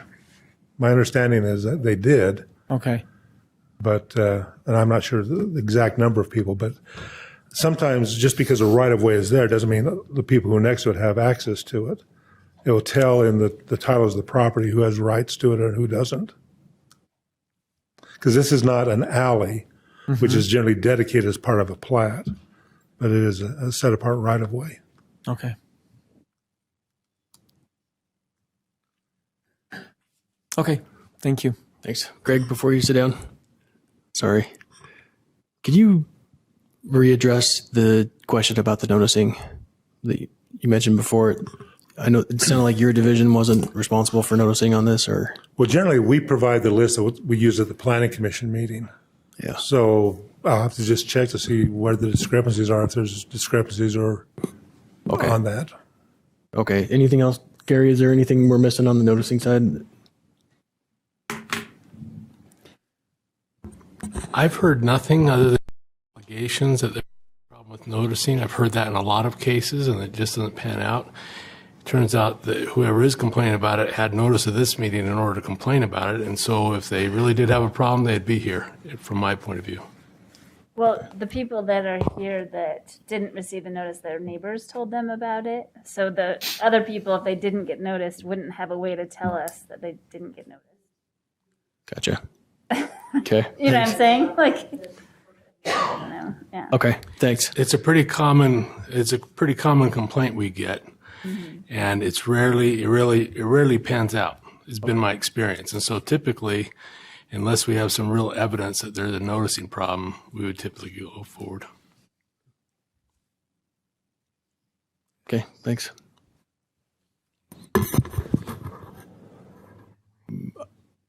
Chair, we've got a hand raised by the developer.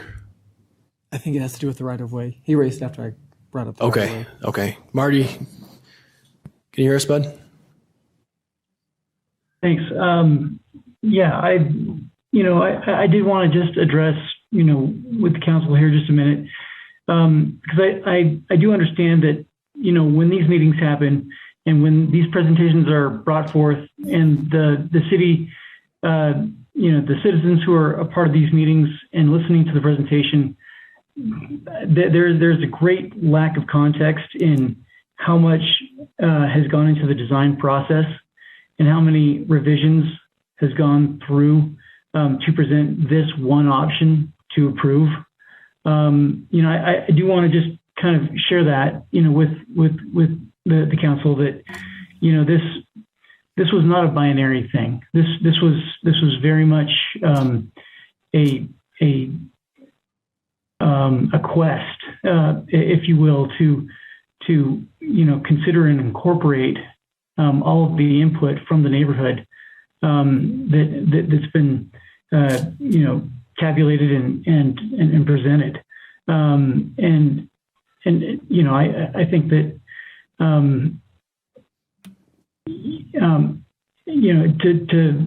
to kind of also mention the item of penciling, this project doesn't pencil. This project doesn't. This is something that we're creating, which is a much more expensive build than what could be and is entitled to be put here, and is necessarily much lower in return than what we could essentially do and what we're entitled to do legally. We've tried to pay respect to the neighborhood, pay respect to the fact that we have four sides of very different elements that we're trying to marry and still make this work. And so I do understand the concerns of the neighborhood, and I want the neighborhood to know that this is not about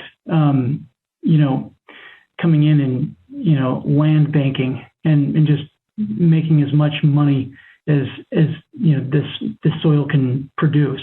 This is about trying to pay homage to the architectural elements of the Victorian to one side and also to some of the new development to the other.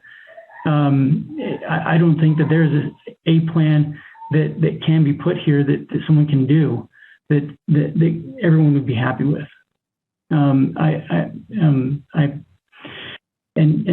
Porter Avenue is what Porter Avenue is. And to the comment of Portland, I used to live in Seattle and visited Portland a lot. And, I think one of I think his point was well made, but I think to the other side, it's eclectic. And I think that's what makes it attractive.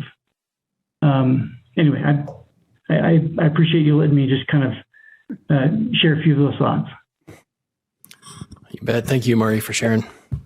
Well, I really appreciate that. And I mean, everybody knows I'm not shy about advocating for higher density or for multi-use developments at all. And I do appreciate the process. That's one thing, I communicated and Greg communicated with the neighborhood already, is that some other kind of development could happen here under the current zoning, and they wouldn't have to get community feedback of any kind. So I do appreciate that. I guess my bigger concern, and back to the noticing issue, I'm not going to dwell on it, but this is a little different. I mean, honestly, when I reached out to my neighbors last week and said, hey, this is coming up now on the council, because I had told them I would let them know when it was going to happen. One of them was like, oh, I thought it was already decided at the planning commission that this was happening. They had no idea that we had been still waiting for this development agreement to come forward. They had never seen this particular development agreement, et cetera. So that's my concern with the noticing in this case, is that it didn't go back to planning commission. A lot of people thought this just was already a done deal. And so they didn't realize that they could provide public feedback. And so that's all. I just know that there was a ton of community input at the planning commission level. And now we're here today, and we certainly have engagement, but we don't have the same amount of people talking to us. So that's my concern. Do you get a sense if that might be because of improvements that were made to it along the way, or? I just Or is don't that a think possibility? they're aware. My thinking is they just aren't aware Yeah. that they didn't get the notice that Okay. it was happening.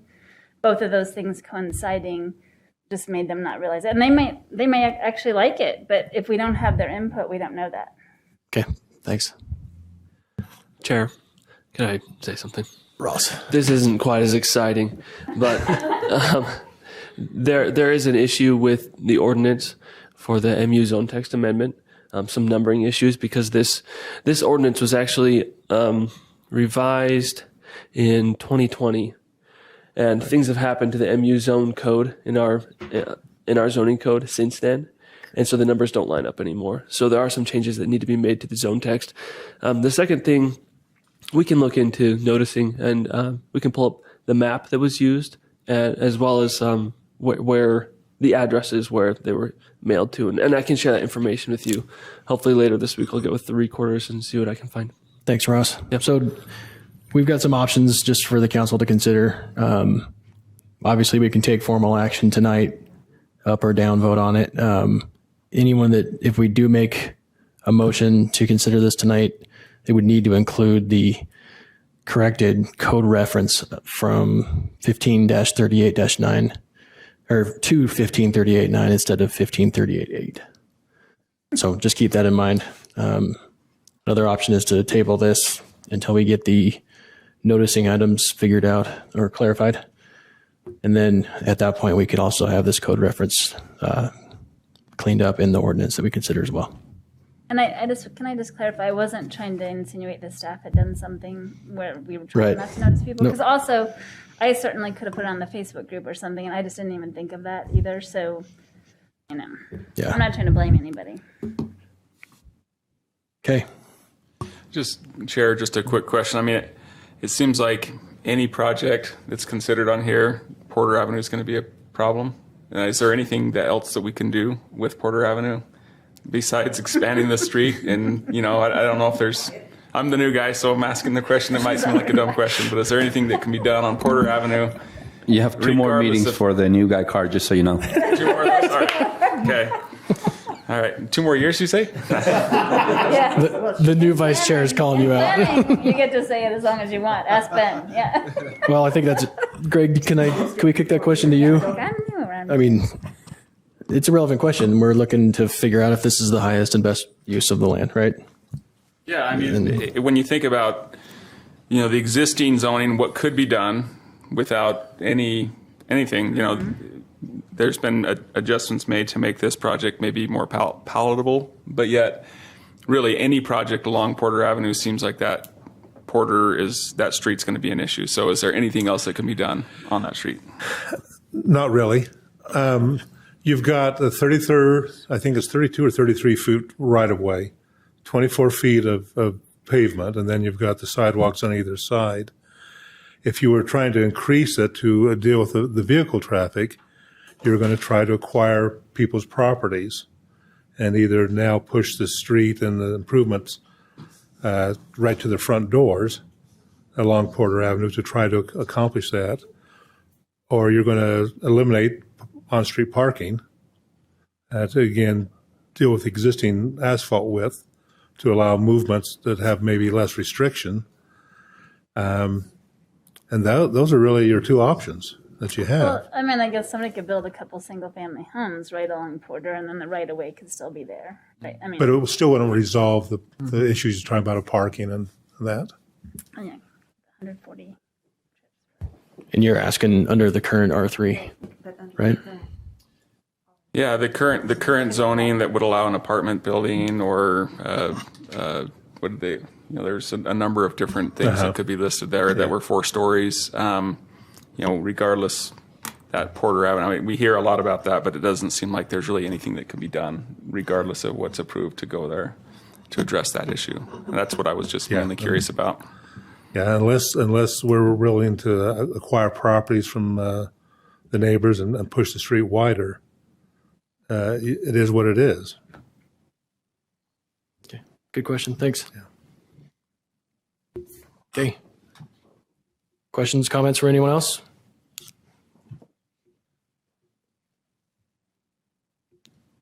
Rich, anything else to add? I just want to make sure you had a chance. in case you're wanting to speak. Oh, I've been listening intently. I've been kind of trying to weigh this all out.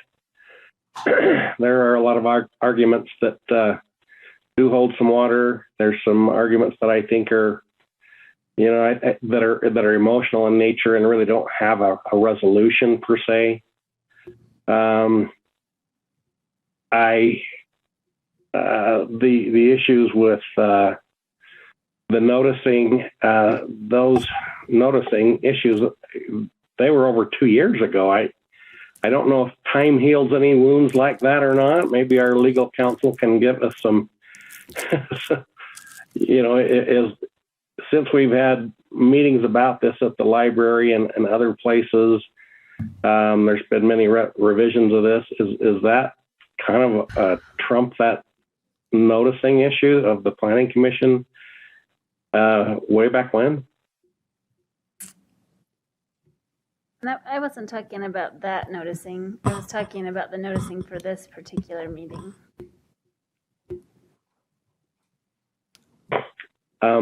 Well, okay.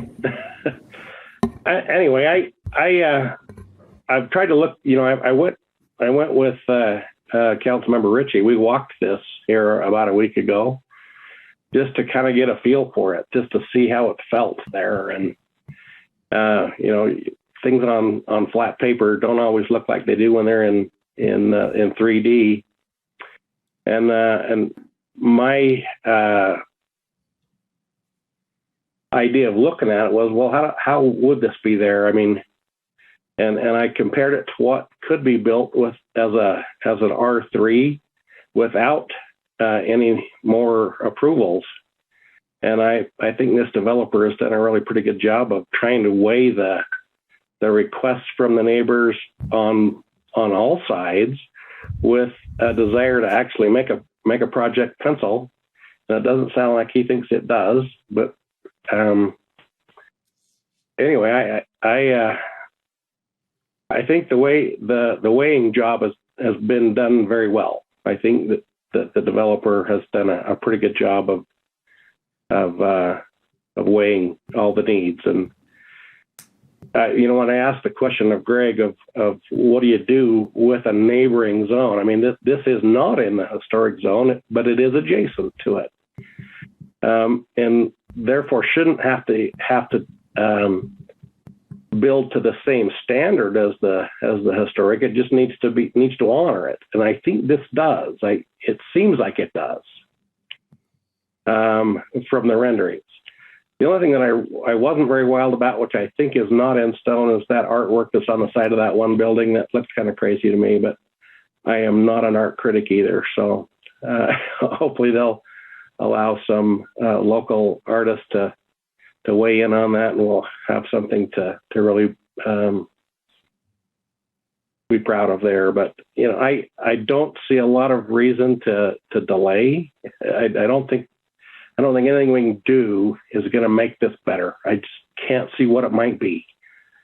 And to not approve it, I think would be a shame.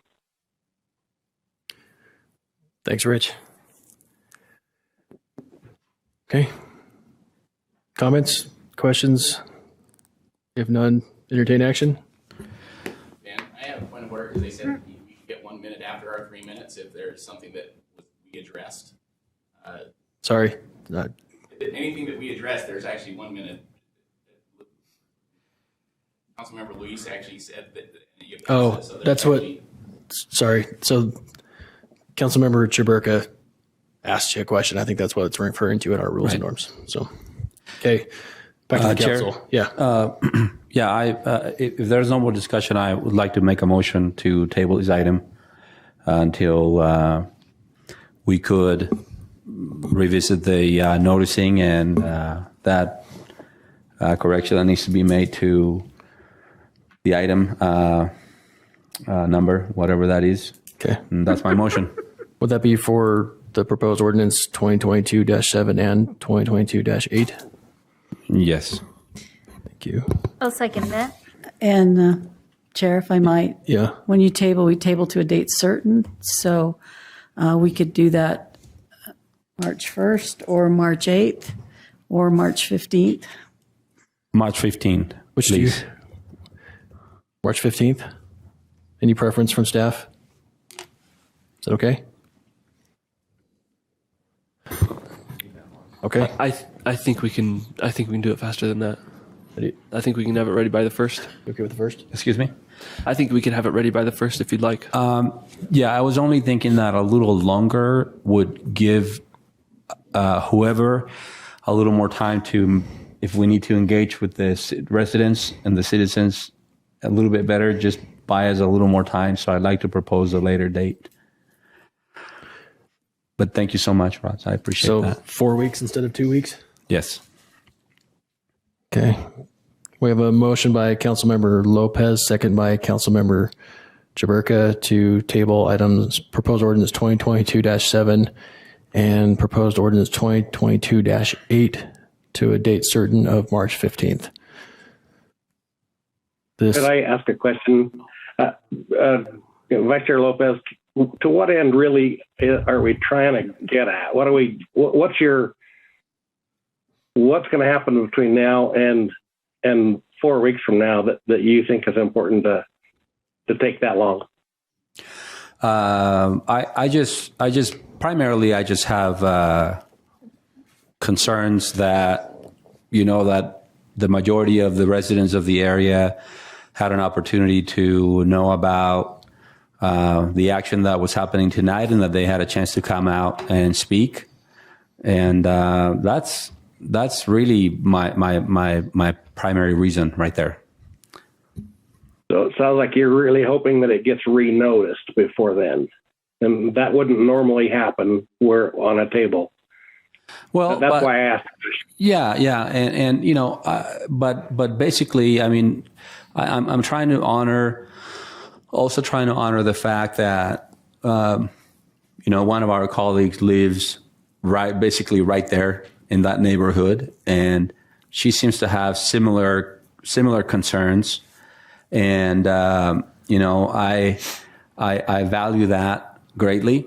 I would place the same level of value for any of my other colleagues, including you, if this was the case, something that was happening in your area or in your neighborhood. And it's actually happened in the past. And so that's important to me as well. And, right now, the few people that we've heard from here in our chambers and electronically, they seem to have some similar concerns and other concerns. And, I just feel that in my conscience is guiding me to take this action. So just kind of a conscience thing. Okay. I just wanted to know if it was a noticing thing that you were trying to get at or what. So. You bet. Okay. Thanks for the clarification, Luis and Rich. Okay, so the motion to table is a voice vote. I suspect this will go one way or the other for everybody. So for those in favor, please say aye and keep your hand raised. Aye. Aye. I've never done this before. I know. So 3, 4, those against. Wait, Marcia needs clarification on what we're doing. Sorry, what are we voting for? To table. Well, I have a comment before we get to the vote. That's why I'm sorry. I didn't see it. Sorry. Yeah, I didn't hear you or see either. Go ahead then with the vote. Well, the only reason the reason so there's can I make a comment before we get onto the vote? Because one of the other things is there is APA guidelines. It looks like from what Travis sent us regarding the historical and cultural resources as well, as far as maybe there might be some guidelines as far as how to abut properties from the APA. Okay. And so I just wanted to. So we've got 3 voting in favor of tabling. Okay. I just wanted people to understand that there might be some other. Correct. Okay, go ahead. Do we know how you voted, Marcia? I haven't voted yet. Those of us in favor, raise your hand. Of tabling. Okay, that's material. Okay, 4 votes to See table. me over here. Those opposed to the motion to table. So 4 tabling and 3 against. So the motion is, this item is tabled until March 15th, in which time we'll have an opportunity to clarify the noticing issues, an opportunity to clarify the ordinance or the code reference sections, and an opportunity potentially to look into the APA guidelines. That's what I was trying to Thank you. Thank you. I want to say thank you to them for Okay. coming too. I'd like to just thank Councilmember Heyer and Councilmember Ritchie for walking that and then sharing that information also. I thought Councilmember Heyer explained or said that very well, where he said, this abuts a historic district, so it doesn't have to adhere to those same, but it does have to honor it, and I agree. I agree that this does, in my opinion, this does do that. So that's why I voted no to table it.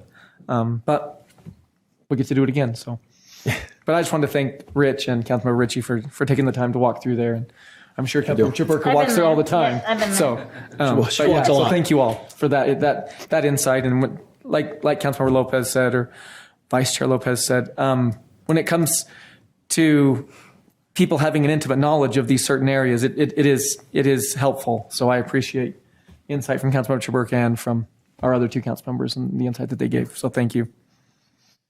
Okay. Any other comments? I just wanted to say thank you for the support, Vice Chair Lopez and everybody else that helped table it. I mean, it doesn't mean that I think that outcome will necessarily change in the end. But this has already been on the table for like 2 years or something. I think another month is not going to be a big deal. And I will notice it at least on the Facebook group and tell our neighbors it's happening. I just think they would like to see the plan, and then they could give some feedback too. And it doesn't mean that I don't appreciate what the developer has already done, but they certainly deserve the ability to give feedback on the current plan. Sure. Chair, if I might just kind of kick in here too, I am grateful. I'm grateful that the residents have come and weighed in. I appreciate Councilwoman Chilberka and her rolling up her sleeves on this. Maybe she had a little bit of a dog in the hunt too, but she certainly represented her neighbors and her district well. I give a lot of deference to a council member who has, that kind of a relationship with the people that are directly affected by this. So I spoke with her at some length on, a week or so ago about this, and I appreciate all the work that's been done. I guess I still remain a little concerned that it's going to take a month to finally get to the end of this, which seems like it shouldn't need that much time to accomplish what we need to do, but it is what it is. So, but anyway, I want to thank those who've been invested in this. Thanks, Rich. Chair? Yep. I also want to extend my appreciation to everybody, including our cameraman and our police officer for being here tonight. Thank you. Thank you so much, really. Yeah. Anyone else? Okay. I personally, I really agree with Councilmember Blair. I think this proposal has been probably diluted as much as it can be and still pencil, as the term is. I just felt like in the interest of fairness and transparency, we need to honor the noticing and communication elements. Right. I wish we didn't have to wait as long either. I don't think it should take a month, but I do tend to agree that this is probably as good as it is likely to get for that spot. But this also gives me an opportunity to walk it again with some new insights. So, okay. Moving on to reports from administration. Next item is proposed amendments to the Own and Ogden program guidelines. We've got Ward Ogden, who has patiently waited, and he looks thrilled to have done so, or he's being a good sport. It's probably. It's been great to hear about Porter Avenue and Jefferson Avenue, because I've been involved with them for like half my career. So it's great to see. Probably nice to see so many people care that much, huh? Yeah. Yeah. So the item before you is proposed amendments to our Own and Ogden program guidelines. I always have trouble finding the arrow. There we go. I got it. The Own in Ogden program was established in 1988 as a down payment assistance program. Since that time, we've spent over $5 million and helped over 1,800 households buy homes. It's funded by our home grant that the city gets each year. The guidelines, this is kind of a slide of the guidelines as they currently are. It's available citywide to low and moderate income home buyers. We offer loans that are 0% interest, no monthly payments, and are due on sale or change of residency. We have three categories or three kind of grades of loans. $5,000 loans for general public. City employees who currently do not own a home in Ogden and who choose to move into Ogden can get $10,000. And certified K-12 teachers and administrators can receive a loan of $10,000. And Ogden police and firefighters receive loans of $20,000. And those loans for the Ogden police and firefighters are forgiven upon 10 years of continued home residency and employment with Ogden City. Ward? Yes. Going back to the other, can you just remind me how much money we put into that program every year from the home? Oh, the budget each year is about $250,000. Okay, that's what we thought. And often when there's a demand, we mid-year when we do our amendment to the action plan, we sometimes put in another $200,000. Okay, so thank you. That's been the tradition over the past several years. Thank you. Market conditions have, over the past few years, increased the value of homes. The median value of a home in Ogden has increased from $229,000 to $340,000, which is a 48% increase. So now, there's a value limit on the value of homes that are assisted in our program cannot exceed $318,000 right now. And so if someone were to purchase one of those homes, they would have a 3% down requirement, kind of the minimum of an FHA loan would be 3% down at $9,500 and then about 2.5% in closing costs. So another $79,000, almost $8,000 in closing costs for a total of $17,500. So that's probably doubled over the past few years. So the changes to the loan amounts that we're recommending are to address those increases in housing prices and the down payment and closing costs. So the proposed changes are only to the loan amounts, not to any of the other guidelines. So the loan amounts as proposed would be a $10,000 loan to the general public, $15,000 loans to the city employees and the teachers and administrators, and the $20,000 category would stay as it is for the police and firefighters. So the recommendation is that we modify the loan guidelines to include these loan amount changes, and we have a resolution for your consideration. So, any questions? Questions for Ward? Thank you, Ward. Thank you. Mm-hmm. Okay. If there's no questions for Ward, we can entertain action on this item. Chair, I propose we adopt proposed resolution 2022-4. Second. We have a motion by Councilmember Chaburka, second by Councilmember Blair to adopt proposed resolution 2022-4. This is a roll call vote. Councilmember Blair? Aye. Councilmember Chaburka? Aye. Councilmember Heyer? Aye. Councilmember Ritchie? Aye. Councilmember White? Aye. Vice Chair Lopez? Aye. Chair Nadolski? Aye. That passes. Thank you, Ward. Sorry for the long night, bud. I saw you at lunch. You've had a long day already, so enjoy your evening. Okay, next on the agenda is Council Rules and Norms Amendments, presented by our own Executive Director, Janine Eller-Smith. Thank you. Thank you. Chair and council members. Tonight, before you is a resolution that will make 4 changes to your rules and norms. As you know, we evaluate your rules and norms about every 6 months. and usually make some changes to address issues that come up during that 6-month period. So the proposed changes involve just formalizing your new meeting schedule, adding a new agenda item, clarifying some language with the decorum and civility, and adding guidance for use of signs in the meetings. So as we've talked a few times, back in July of 2021, we moved to a schedule of just 2 regular council meetings a month. And it was sort of a trial to see if there was any negative impacts on your workload, whether things would get backed up in the pipeline. And so we also found at that time that actually Ogden City Council was the only council that met every single week, well, that met three times a month. Most councils were only meeting 2 times a month for their council meeting and then maybe an RDA meeting.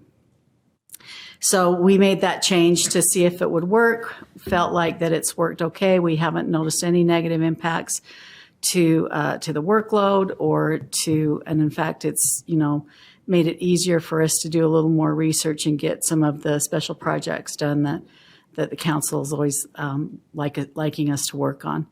So it just makes those changes that 4th and 5th Tuesdays will not be scheduled as regular except during the budget review process in May and June, where we probably will include meetings on those nights. We're also recommending a new agenda item under opening ceremonies, and it will be called Acknowledgments. It's to acknowledge special visitors that are here, maybe some upcoming events or observances. It will probably use it a lot to replace some of the recognitions that we do, proclamations. A lot of the proclamations and things we do are already national recognitions or state recognitions. And so while the council may want to have those addressed or make some sort of comment in the council meeting about them, we may have special presentations on them. We won't have sort of the formal proclamation reading plaques and everything. And this was something that Brandon Garside, our communications manager, took to the Diversity Commission to review with them to make sure that they didn't see any issues with it. And Betty Sawyer was really glad that she didn't have to have one more plaque for Juneteenth. She says she's got like 40 of them. So they recognized that some of the recognitions that we do on a yearly basis sort of get diluted. And this will just be a fresh way to address some of that. And it will also be a time open for any council member to bring up an issue or something that they want to be addressed very briefly. We just added some language for the limitations on clapping and booing, and just reiterated that the council wants to create a safe place for everybody in the council chambers. And then the final one was just to use some guidance for use of signs in meetings. We had someone complain that this was in response to a specific issue, and in one point it is, but we've had several issues over the years where people have come to the council chamber and brought signs, and in some cases they've been caused it so that other people couldn't see, or maybe they were blocking the aisles. So this is just really to set some guidance on how that should be. So it's limitation on the size, so they can be 18 inches in height and width. They must be held while seated unless they want to stand at the back. No poles or rods or lighting. That's really a safety issue. And then they can't be affixed to walls or doors. And that's really kind of a protection for more than anything of the chambers and the third floor lobby. We haven't placed any limitation on content. We didn't want to do that. And of course, any official presentations are exempt from these guidelines. We have separate guidelines for presentations, I should say. So here's the proposed language for the signage. I won't read it to you. We've reviewed it several times, but it basically just reiterates those things that I just reviewed with you. But I will leave that up in case someone online has some sort of comment. Other than that, those are the changes. And we did, because we had some concerns expressed from residents about some of the changes, proposed changes, we did allow for public comment on this issue, which is something we don't always do. So unless you have any other questions, that's the proposed changes for Thanks, your rules Janine. and norms. Yeah. Questions for Janine? Okay, they've all been asked, I guess. All right, this is an opportunity to receive public input. If you wish to address the council on this item, please state your name for the record and limit your comments to 3 minutes. Hello, Kerry.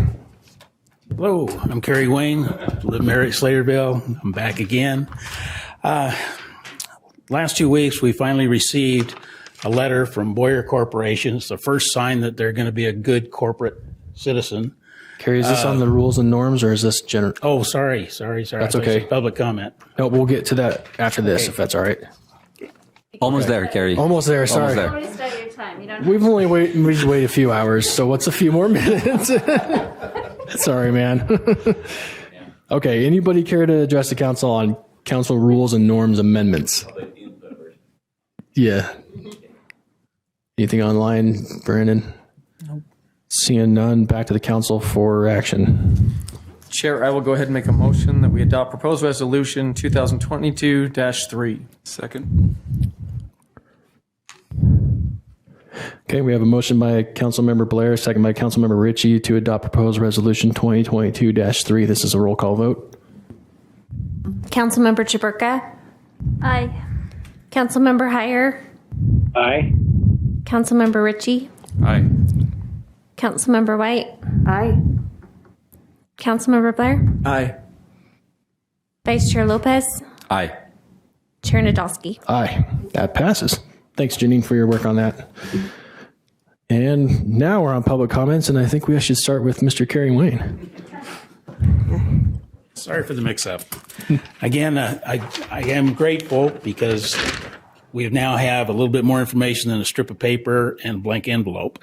Again, if it was based in fact, I'd be a little bit more comfortable with it. One of the things that they talked about was that landscaping and building painting would resume when temperatures warmed up. That has restarted. They also said that they would remedy the mud and water on the east side of 1200. The problem is they were able to bring equipment in and level around their buildings. They were able to bring dirt in so that the plasters and the painters could work. But I still got standing water from, I believe I sent you photographs back in October when the pond, retention pond breached its banks. That big bus sized pond is still sitting in front of my house, and it extends for, like I say, 10 blocks. And so I spoke to the county commission this morning about it. They're going to have their stormwater individual look at it and get with you, and hopefully we can get this cleaned up. We've got mosquito season coming, and that is going to be just horrid down there with all that standing water. And so we'd appreciate if you could get with Boyer, encourage them to get their contractors to get that straightened up, because it needs to be taken care of. One of the other things that was mentioned was that there was going to be early morning pours. You extended the noise waiver back in October. Can we get that done away with now? You can extend it again. We've been almost a year with this 2:00 in the morning noise waiver. And my next door neighbor, she's packing up. She's going to be moving this weekend. She can't take it anymore. She says it makes her, she can't sleep. She's sick from the dust. So they're moving. They're selling their house at a significant discount as well, because of the fact that the realtor just pointed to the wall and says, nobody's going to buy this. So that's one of the other things. They also, lighting. We've been talking about lighting for a long time. Boyer's back to putting up those large floodlights on the warehouses again. They were also putting lights on the personnel doors on the west side of the buildings. There was supposed to be none put on that. They said they're going to be motion controlled. Well, they haven't shut off for 30 days. So we'd like to get that addressed as well. We have people shortcutting through the construction site. I got pictures if you'd like to see it. People driving across the construction site and on up to 2nd Street. We complained to Boyer about that, people leaving and coming onto the construction site from 1200 West. Can't get anything done. We'd really like to see some security down there. I don't think that Boyer could afford, both the city and Boyer could afford to have someone patrol that area. I see people now over there all the time, that shouldn't be there. And I know they shouldn't be there. And we're just worried that they're going to come over on our side pretty soon. So if you could help us out, greatly appreciate it. Again, nothing has been crossed off the list that we gave you several months ago. We need something. Show us some good faith. Thanks, Okay? Mayor. Thank you. Thanks. Okay, anybody else care to address the council? Travis, state your name for the record. Hey, Travis Pate. I actually primarily want to celebrate Own in Ogden. I had an opportunity to be an intern in neighborhood development for 2 years. And somebody says, "Oh, you quitting?" And I says, "No, my internship's over." And they said, "Internship? Don't those last 6 months?" And I was like, "You kept paying me and kept giving me work." So I helped with the Riverfront redevelopment project area, the Junction, the Jefferson Avenue Historic District.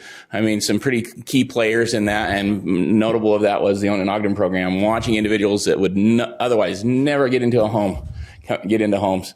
And that was also applicable as we came into the Riverfront redevelopment project area following HUD guidelines and redevelopment agreements or relocation agreements, that they could be bought out, so to speak. If they were currently a renter, they could actually get that as a pool and put it towards a down payment of a house for the 24 months of what the rent differentials would be to a different neighborhood.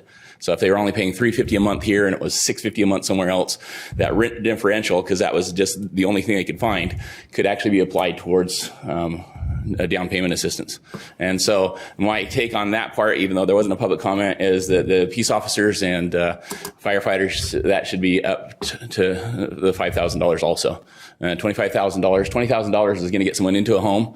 But I think $5,000 will incentivize the officers to say, "Hey, whoa, here we go." Because we're already looking at, so to speak, not necessarily bottom of the barrel, but we're looking at the training ground for us training officers for all over the world. And they're coming here and they're getting their boots on the ground, and then someone else just says, "Hey." And so I think Ogden City is a champion for our officers for what the experiences we provide in the training. And so I just wanted to celebrate the Own in Ogden. And as far as being good neighbors to Marriott Slaterville, please address the lighting immediately. Please address the mud ponds immediately. I noted May 1st, just after May 1st, 6 years ago, it'll be the light fixture at the end of our block was broken. It wasn't fixed till last spring. And it's not even fixed. It's just basically replaced. The original historic fixture is gone, and there's just a temporary glass fixture over the top of that. And so I'd encourage you that we can be better neighbors than so to speak, citizens, as far as just how we are. So I appreciate that aspect, and just say thank you for the time that staff as well as administration, the full administration's put into the varying projects. Particularly kudos to Janine Eller-Smith for her presentation today. And I didn't comment on that one because I actually, when I sent in a notice on the EOS fitness and everything else, and she actually presented my words, I'm like, whoa, I'm good, but she's better. And so kudos to her for all the hard work that she does, and not being thanked, so to speak, as part of the citizen and community planning. I think she was one of the people that should have been also recognized in October because of the efforts that I've seen. So thank you. Thanks, Travis. Anybody else?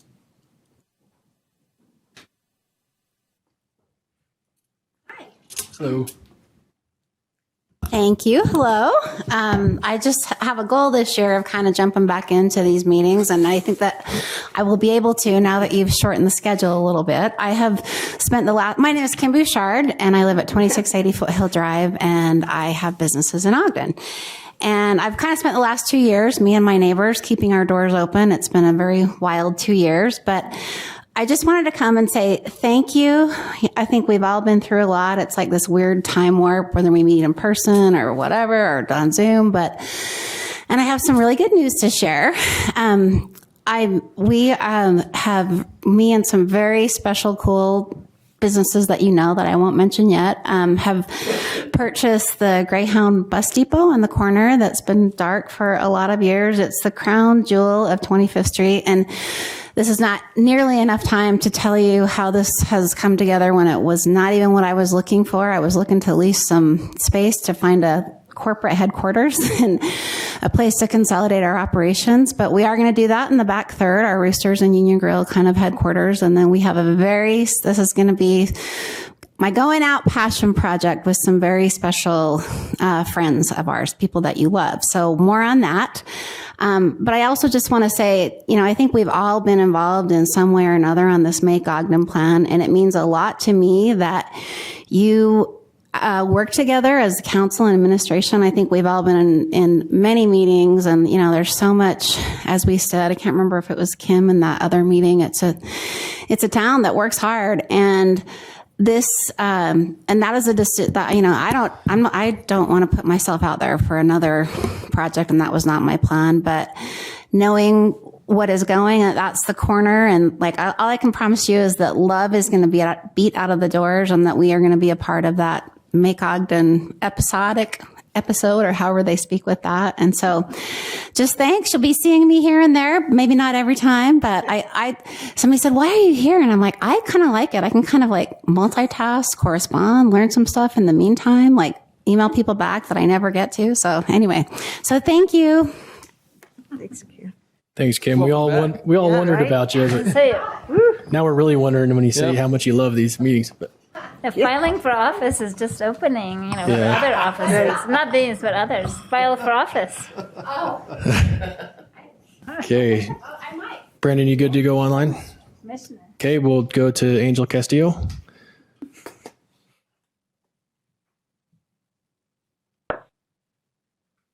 Good evening.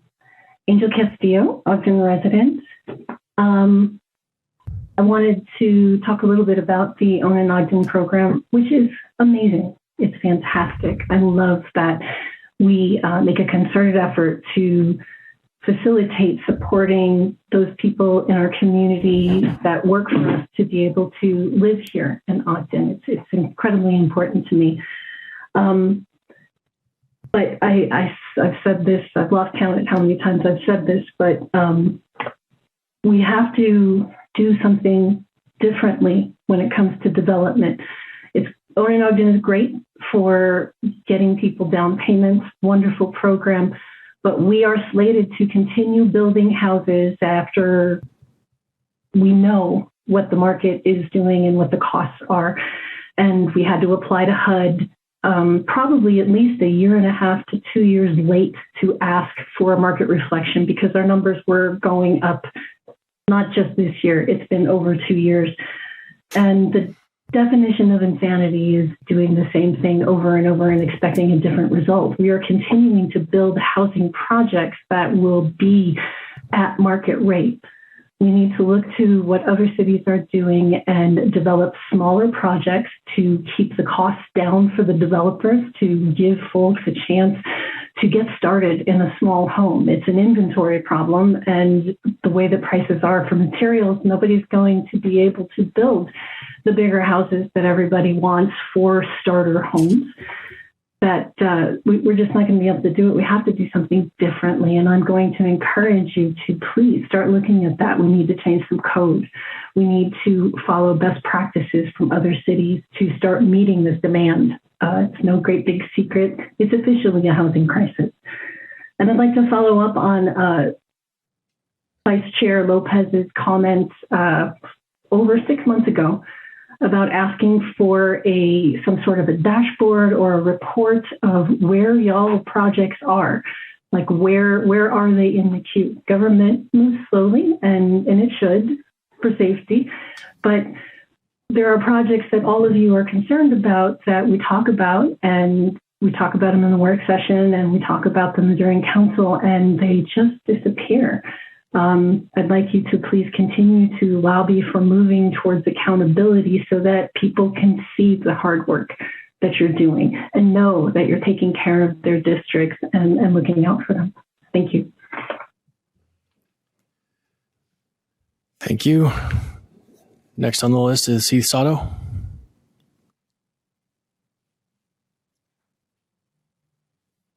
Hey everyone, Heath Sato, Ogden resident.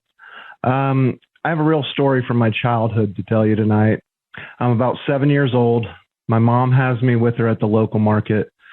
Money's always kind of tight, so things like candy are reserved for special occasions and Halloween. When I ask her for a pack of gum, she says no. She's also probably worried I'll get it stuck in my hair again. But since I'm an unmedicated ADHD child with poor impulse control, I stuff a pack of gum in my pocket as my mom pays for the groceries. At that age, I don't have a fully formed sense of right and wrong, but I do know that I don't want to get caught. So we arrive home. My mom starts putting away the groceries. I make a beeline for the street curb, hunch over, and stuff all the gum in my mouth to the point where I can barely chew it. Today will be the day I learn I am not good at crime. I hear my mom walk up behind me and I cannot swallow this much gum whole. I'm busted. When Dad gets home, he brings me back to the store and tells me to apologize to the store manager. My dad says he'll pay for the gum and I will pay back out of my meager weekly allowance. The manager says it's really no big deal. I don't care about it. The gum is only 25 cents. My father says, thank you, but it is in fact a big deal. It's not about the cash value. It's about right and wrong, and my son needs to understand that. So fast forward to now. I have carried that experience with me my entire life. I never stole again, and today I have a much deeper understanding of right versus wrong, of ethical versus unethical, and I understand why that matters to a civilized society. 2 weeks ago, all of us learned at the same moment that the Brown Ice Cream Building was sold 3 months ago. The RDA was not consulted. The RDA was not even told about the sale. As members of the RDA, you are all well aware that your original approval for the sale was based on false information. You learned after your original approval that only one developer was contacted about this opportunity. You learned after your original approval that the city never acquired a proper assessment of the property's value. And finally, you learned after your original approval that you were presented a deflated value by a broker that was working, unbeknownst to you, only on the developer's behalf. The developer allowed that agreement to expire. In the meantime, property values skyrocketed here in Ogden. And despite all this, the administration went ahead with the original lapse deal without notifying any of you, as far as I can tell. Now, I don't know if this is legal or not, but I do know it is wrong. And I think you do as well. The administration promised you more transparency. You're not getting it. You're not even being shown basic respect for your role as the RDA. Thank you, and hope everyone stays safe. Thank you. Anyone else care to address the council on any item? Okay, seeing no more hands. Comments from the mayor. Sure. I'll just echo what everybody said. We appreciate everybody participating and all the comments. I feel like we have made concerted efforts to be transparent and bring all of that information forward, and we'll continue to do that. And that's a promise I make to you. And we'll move forward with that and work through this. So, I mean, some of the questions that have come up, we'll be certain to address. And but I do appreciate everybody being here. 8:30 at night. Everybody's had a long day, but this is how this works. And both Kim's points, what works here is when we all work together and we figure things out together. And that the secret sauce and what's happened in Ogden is us being willing to do that together and collectively. And that's a promise that I'll reiterate tonight, and appreciate everybody's support and all the comments that have been made tonight. Thank you. Comments from council members? Mayor, go ahead, Rich. Sorry. Okay. A couple thoughts came to me with regards to some of our public comment. The mosquito problem there on the west side of BDO is something that we can deal with if we just let Weber County Mosquito Abatement be aware of that. I think that's something that we should certainly do. And I've kind of said from the beginning that we ought to do what we can do to mitigate the issues there as best as possible. But and as Council Member Ritchie and I walked the border area, I remember years ago there was a set of stairs that came down from the end of Porter down to 25th Street. And there was a little sign there. It was it was an improved area.